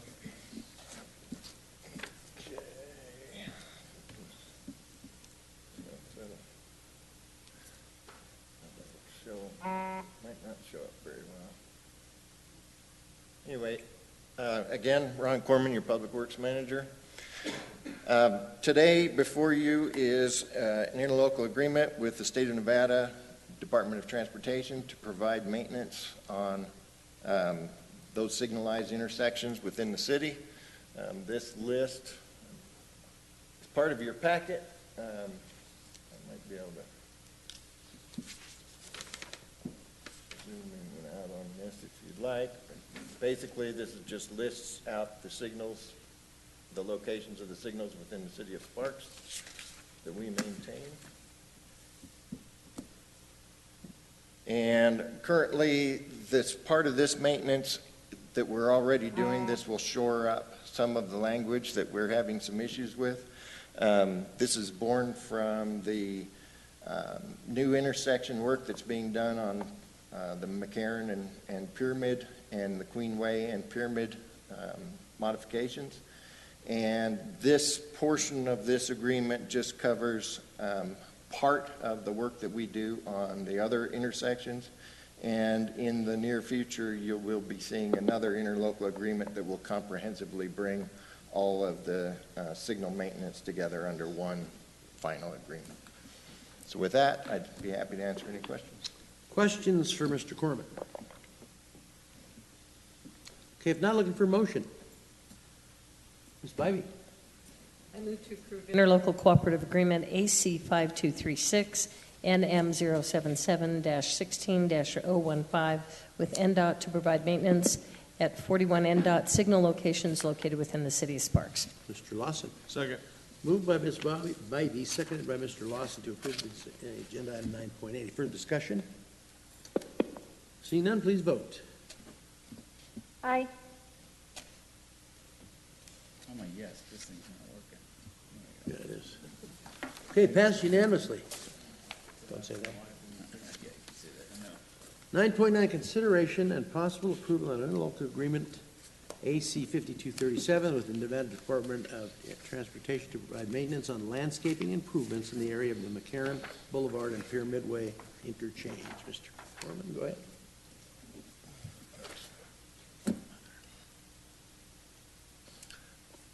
Again, Ron Corman, your Public Works Manager.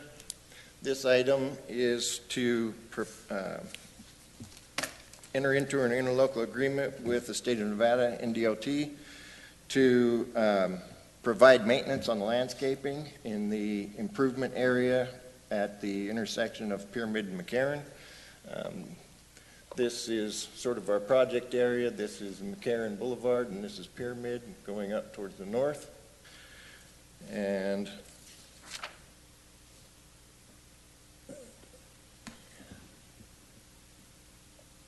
the area that you can see that's kind of got squiggled pink in it is the landscaping that we're going to be responsible for. This bottom one, this is actually, should be this way. This is Pyramid Highway going up, and then this is McCarran.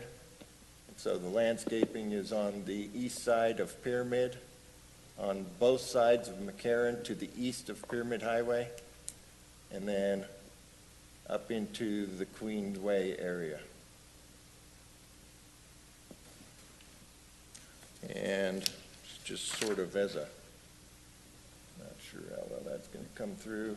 I was able to pull this from the RTC website. This is just sort of an artist rendering of what that landscaping is going to look like. For the most part, it's going to be trees. There's going to be some, other kinds of the rocks and that kind of landscaping in there. So it's not going to be, grass, no lawn, or maybe some bushes, that kind of thing. So fairly minimal amount of maintenance. There is a representative here today from the RTC, if you have any questions for them.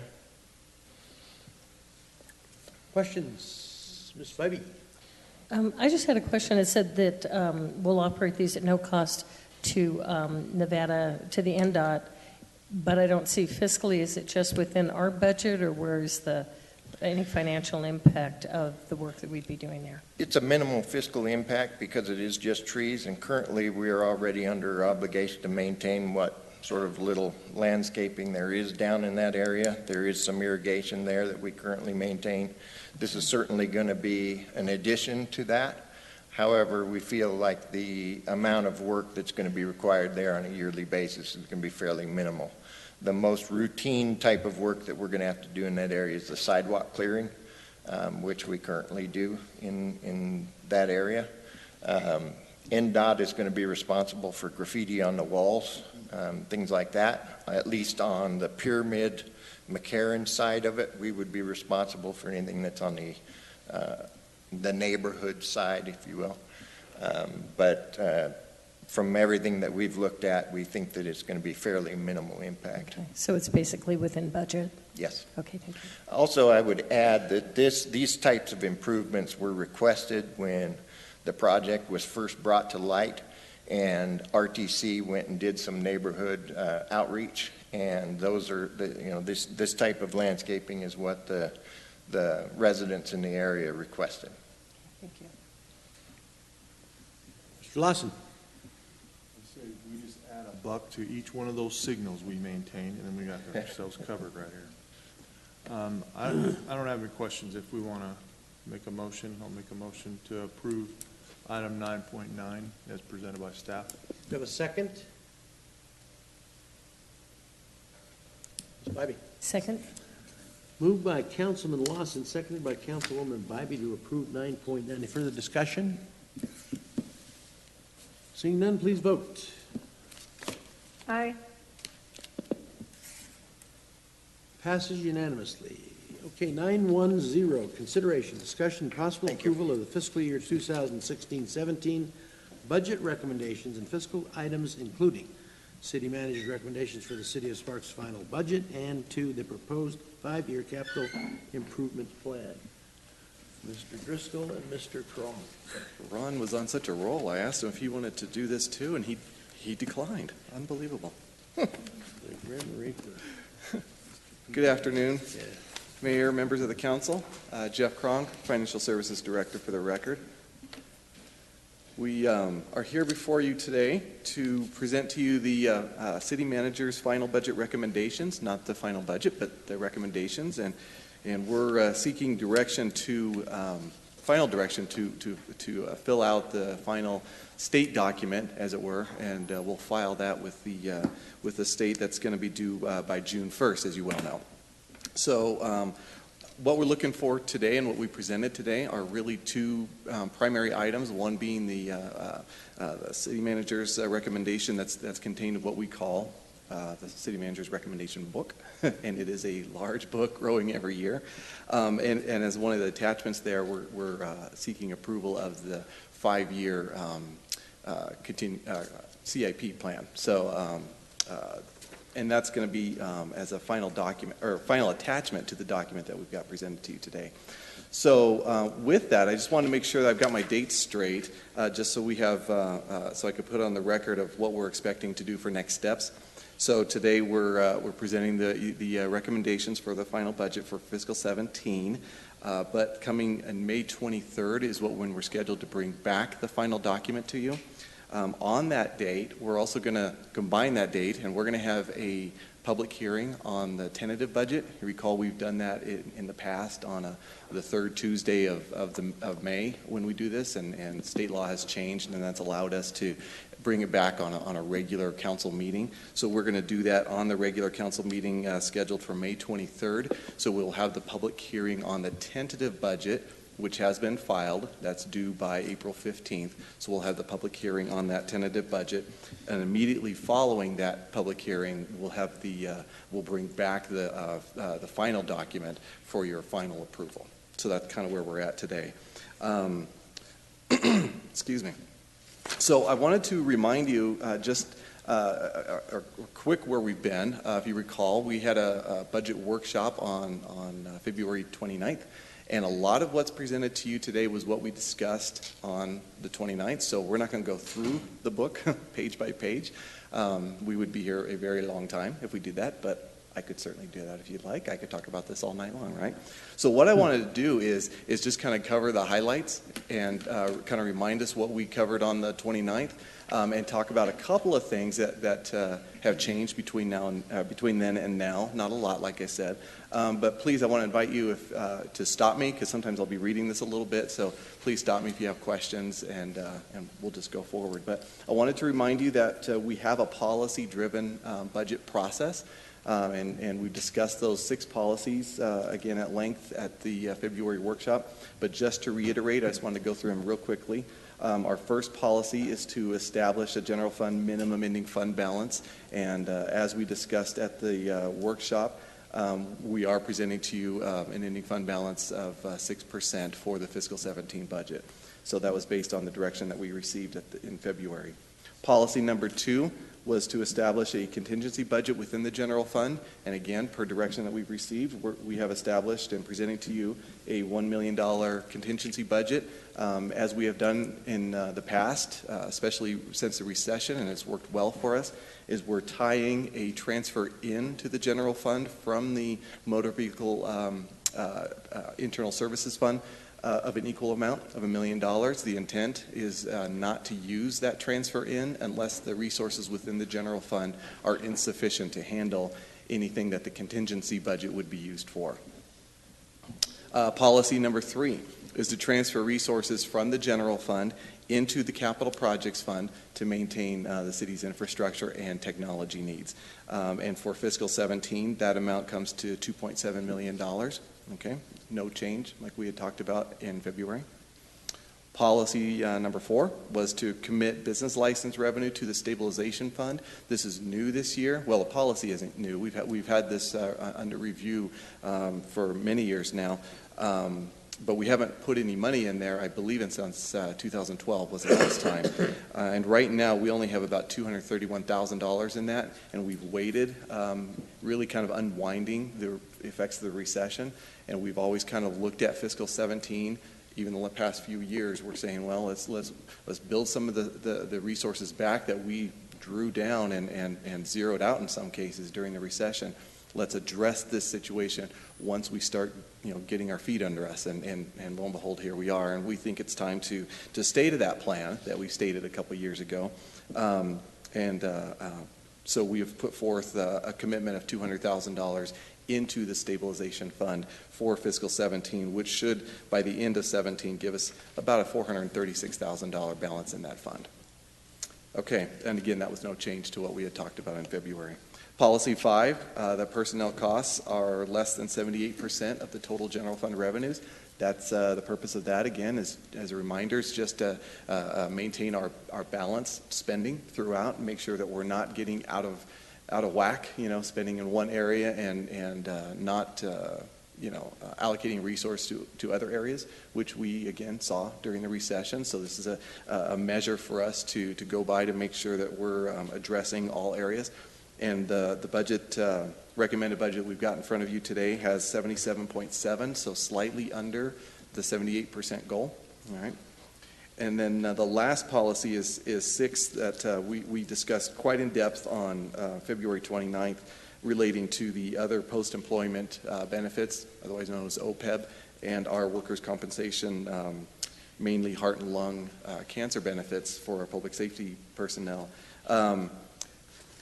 We discussed that in length, as I said, in February, and we're maintaining a pay-as-you-go policy, and that's still the case for what we're recommending today. So again, no change there.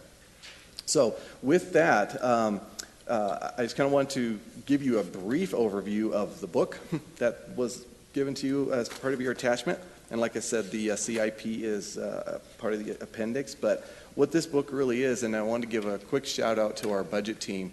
I think two are in attendance, Stacy and Derek, and I think Jennifer, who tends to be a little shy. And if you know Jennifer, I'm saying that facetiously. But the three of them put in an inordinate amount of analysis and time and hours that go into not just putting this book together, but all the detail that's involved. But just very quickly, the book's broken down in some major sections. So we really use this as a reference tool, and that's what it's designed for. So please, between now and when we're going to come back to you and approve the final budget, I'm easy to find. This is for reviewing. If you have any questions or concerns, this is the place to find things. We use this throughout the year. But really, the first part is looking at our policy documents and the various leadership that we have. The meat of it starts on page 13 and runs through page 76. And in there, you'll find various financial overviews. You'll see in there a cause of change from fiscal 16, our current fiscal year, to what we're expecting in 17. And again, a lot of this is what we covered in detail on the 29th, but changes in revenues and the various revenues, C-tax and property taxes, and the various expenditures. That gives a more detailed analysis as to what are the causes of change between one year to the next. In that meat section, you'll also find contributions to other governments, which I do want to touch base on here in a brief moment. Our central service cost allocation plan, which is a process that we use to allocate some of the central services that we provide mainly through City Hall. Think HR, accounting, IT, City Council, where the other funds benefit for that. We can charge, it's really a charge for a fee, or a fee for a service, if you will, to use those central services. That is described in this book. And really the part that I'm really most proud of is pages 44 through 73 is what we call other funds. For years we've looked for a way of developing a process to highlight and daylight some of the other funds. We have many different funds. A lot of the focus is on the general fund, and rightly so, because that's the main operating fund of the city. But we maintain many other funds that are used for specific purposes, capital projects funds and debt service funds, and you'll find everything you need to know and then some in that section there on all those other funds. And we separate it between some of our larger funds and then our smaller funds. Going down through, you'll also see a section for the redevelopment agency, which we'll present here after our meeting, after the city council meeting. We'll come back and talk about redevelopment agency. There is a section in here about the city and redevelopment agency's debt. There's an overview of that. There's also in here a department review and just talking about what the different departments do and the highlights and the org charts throughout the city. And then again, as I mentioned before, we have two appendices, one being the capital improvement plan, which is Appendix A, and then the city manager's new needs, the full, not only just what he's recommending, but the full book, if you will, mini book, discussing what all the new needs were submitted by the various departments. So again, I just wanted to highlight what's in the book, and again, that's a point of reference. A lot of the material is the same kind of information that we talked about on the 29th at our workshop. So I'm not going to go over the detail, but certainly wanted to answer questions. But there was one page that I wanted to highlight, page 41 in your packet, which is the annual contributions to other governments and nonprofits. There are a couple of small changes that happened since last time we talked, and actually since when we published this information for this meeting to what we know today. The first one being a potential impact, but we don't know the amount, is the Regional Training Center. Right now we have allocated $93,000 as a contribution for the for that training center in fiscal 17, but we have since learned that the community college wants to potentially pull their support for that starting next year. That's in the works, so we don't really know what the financial consequences of that. We may or may not know that by the time we bring back the final document. So this may be one of those situations that we file a final budget, for something that may change after the fact. So, so no dollar change on that yet, but we know that that's something we need to work through. The other one was for regional planning. There was a 10% increaser approved by the regional planning board.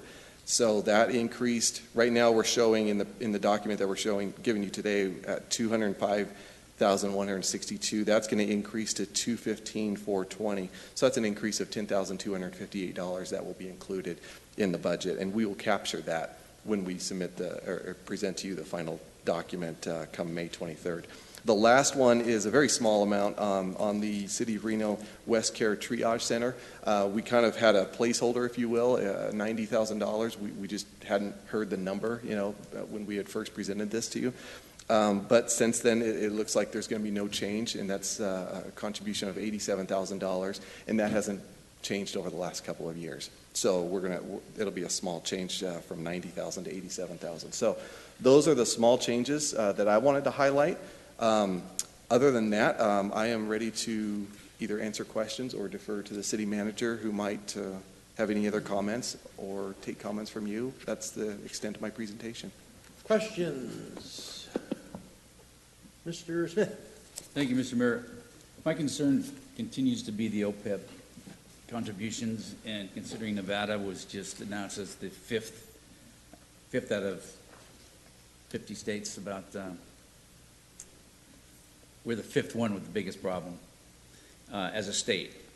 And at some point, and I know we beat this up, but at some point we just can't do nothing because everybody else is doing nothing. So, and I know we can't do anything for this year's budget, but I think we really need to look at something for next year's budget. I just think we need to protect ourselves. Just a comment. Okay. Anyone else? Ms. Ratty? Nope. Ms. Bybee? A quick question on the interlocal agreements with other government agencies. Where does animal control come in our budget? I don't see it listed with the other Washoe County. And nor, please. Based on voter action and based on the results of that, we divested ourselves of animal control completely, and it is the full responsibility of Washoe County. There was tax consequence that was transferred to them, and they took on 100% of the operations and responsibilities. So there is no agreement because we're not in the animal business. Okay, so we don't make any contribution to that. It's solely under their control, their tax dollars that pay for it, and we don't financially contribute at all. Well, this council did dedicate pennies of property tax that transferred from our operating fund to their operating fund at the time. So you did contribute a large sum. It was a couple $1 million worth of potential revenue growth. Through property tax. Through a penny or so of property tax. Okay, thank you. Anyone else? Okay, looking for a motion. Mr. Smith. Keeps going on and on. Okay, I move to approve the city manager's final budget recommendation for fiscal year 2016 and 17. Ms. Bybee. Second. Moved by Councilman Smith, seconded by Councilwoman Bybee to approve agenda item 9.10, our budget. Any further discussion? Seeing none, please vote. Aye. Passes unanimously. Thanks, gentlemen. Appreciate it. So that we'd have two motions, one for the city manager's recommendation and one also for the, and I apologize if I didn't make that clear, if we were looking for a second one for the CIP. And this would actually be approval of the CIP, whereas the city manager's recommendations was approval to move forward on the budget. But the CIP, this would be the last time that we would bring this to you as a full document. So we were looking for a separate motion for that. I apologize, I didn't make that clear. Okay, I move to approve the proposed 5-year capital improvements plan for fiscal years 2016-17 through 2020-21. Second. Ms. Bybee. Second. Moved by Councilman Smith, seconded by Councilwoman Bybee to approve the 5-year capital improvement plan. Any further discussion? Seeing none, please vote. Aye. Passes unanimously. Thank you very much. Okay, public hearing, second reading, public hearing, discussion, and possible adoption of bill number 2705, amending chapter 5.52 of the Sparks Municipal Code. And I'm not reading the rest. Who's doing this? Chet? No. Yes, this particular bill is aimed at giving the police department another tool that they can use in tracking and maintaining and keeping track of criminals passing through our area. Criminals enjoy a transitory lifestyle that makes it easy to evade local registration laws, sex registration laws, those types of things.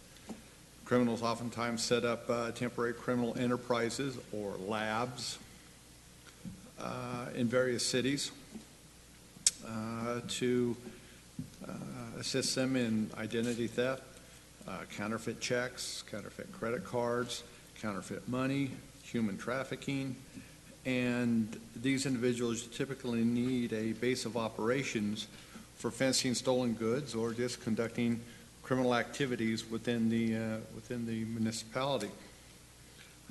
The cornerstone for this criminal activity is the ability to secure temporary housing or a place to park a trailer or a camper and essentially go undetected within the community.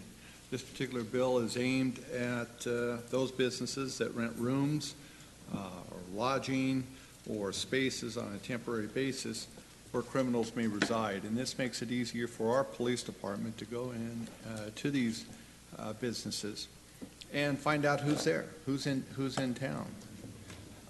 Oftentimes, many of the people who are staying there have got warrants, and it's, again, another tool for our law enforcement personnel to use against the criminal element. Now, this particular ordinance has been on our books for quite a while. And at one time, all of these businesses had to comply with a written demand or verbal demand by a police department to go in and provide them with their guest registries at the time. Who are you? Who do you have residing with you? What is their name? How long have they been here? And on and on.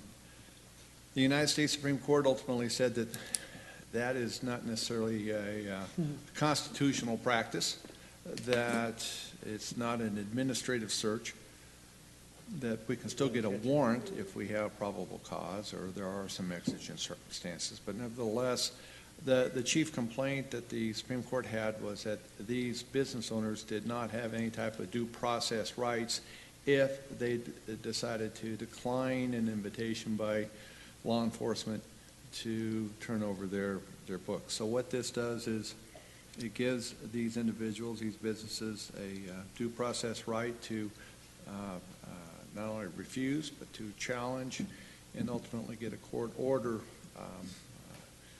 protecting them if the judge were to see fit to, based upon what our police department would say, decide that, hey, they don't have to turn it over. So this is essentially a bill modifying our existing laws to provide additional protections to those businesses that are running temporary lodging and spaces and those kinds of things.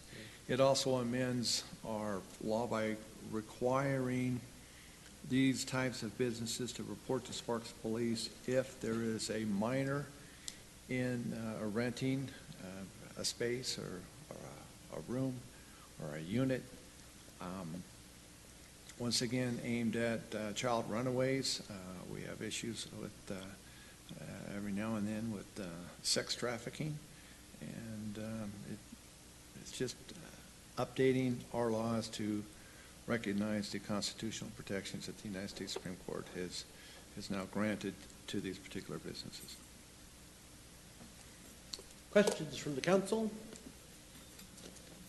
Mr. Smith. Thank you, Mr. Mayor. So we've always had this on the books, but if somebody running a hotel or motel decided they didn't want to do it, we couldn't force the issue, they wouldn't, or we didn't enforce the issue? Well, we could, and I think that we have in the past forced the issue. Nevertheless, at that point in time, there was nothing unconstitutional or illegal about it. Police officers, I think, had the right to go in and require a business to turn this information over. And we, after being reminded of that obligation, we typically got that information. Okay, so this basically gives the proprietor some protection if he does turn it over, or when he turns it over, that he can't be held liable, or... This gives the proprietor the opportunity to say no to the police, that if you want it, you're going to have to go through a court process to get it. Yeah, we wouldn't want to catch anybody, would we? Any other questions? Miss Ratty? No. Nothing from me. Okay. Okay, this is a public hearing. Anyone in the public like to speak to this particular item? Okay, let's close the public hearing, bring it back to council for action. Questions or motions? Mr. Smith? I move to adopt bill number 2705. Have a second? Second. Mr. Lawson, motion by Mr. Smith, second by Mr. Lawson. Any further discussion? Seeing none, please vote. Aye. Passes unanimously. Closed door session now, Steve. Okay. Comments from the public. Anyone want to speak under comments from the public? Any subject? Okay. Comments from the city council, city manager. Anybody? Anybody? Mr. Mayor? Go ahead. Mr. Mayor, I have some announcements. The following committee is available. Enterprise Fund Advisory Committee, 1 member of the construction industry for 4-year terms. All subsequent appointments will be for 4-year term, and applications for this position will be accepted until the close of business on April 29th. Additionally, we have Sparks Parks and Recreation Department, 2 members for a 3-year term. Sparks Civil Service Commission, 1 member for a 3-year term, and applications will be accepted until close of business on May 13th for those 2 commissions. Persons interested in serving on this committee should complete a community service application available from the city clerk's office. You may also apply online at the city's website, www.cityofsparks.us. Click on City Services on the webpage, then click on Volunteering, Get Involved, then click on Fill Out a City of Sparks volunteer application. Thank you, Mr. Mayor. Anyone else? Okay, seeing no further business, we are adjourned. I'd like to call to order the Sparks Redevelopment Agency meeting with a roll call. Chairperson Ratty. Here. Vice Chairperson Bybee. Here. Agency members Lawson. Here. Smith. Here. Martini. Here. Schmidt, absent. Agency Attorney Adams. Here. Chief Administrative Officer Driscoll. Here. We have a quorum, thank you. Okay. I'd like to move to item number 3, public comment. Do we have any public comment? Okay, seeing none, let's move on to item 4.1, approval of the agenda.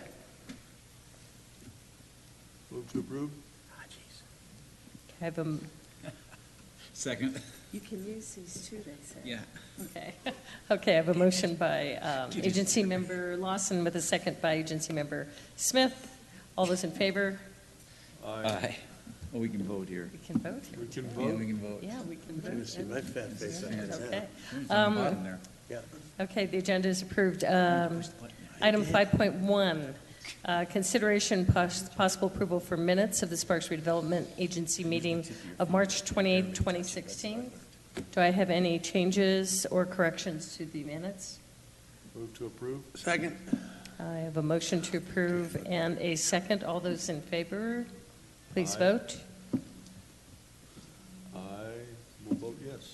Passes unanimously. Whoop, I'm not in there. Julie, are you still here? Yes, aye. Okay. All right. Okay. Business item 6.1, report of claims and bills approved for payment and appropriation transfers to the period March 10th, 2016 through April 6th, 2016. Move to approve, Madam Chair. Okay. I have a motion by agency member Martini, second by agency member Lawson. All those in favor, please vote. Aye. Passes Give me an abstain. unanimously. Give me an A little abstain. slow on the machines here, sorry. Okay, item 6.2, consideration, discussion, possible approval of the Chief Administration Officer's final budget recommendations for the City Sparks Redevelopment Agency Areas 1 and 2 for fiscal year 2016-2017. And I have City Manager Driscoll and Chief Administrative Officer Jeff Funk.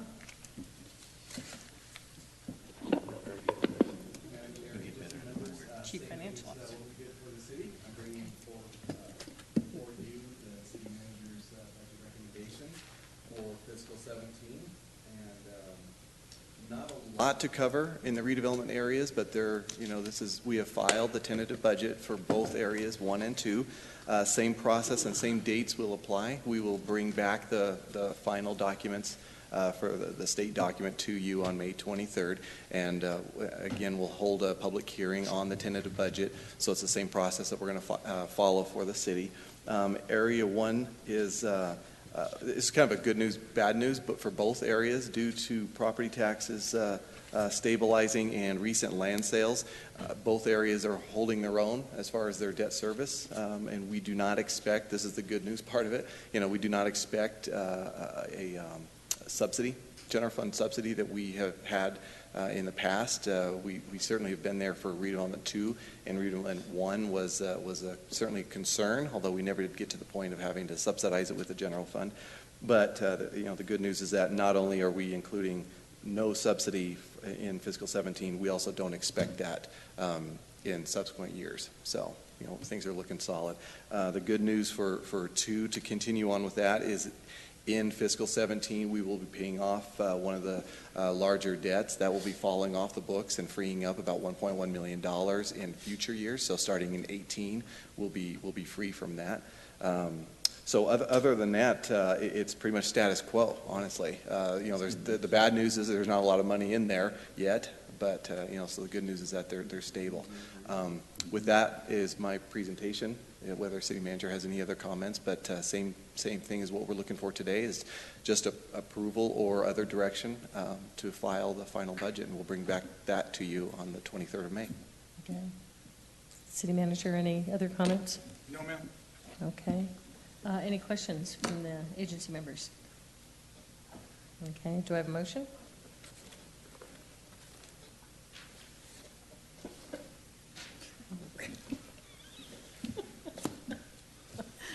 I move to approve the budget. Mayor Martini. I move to approve the budget.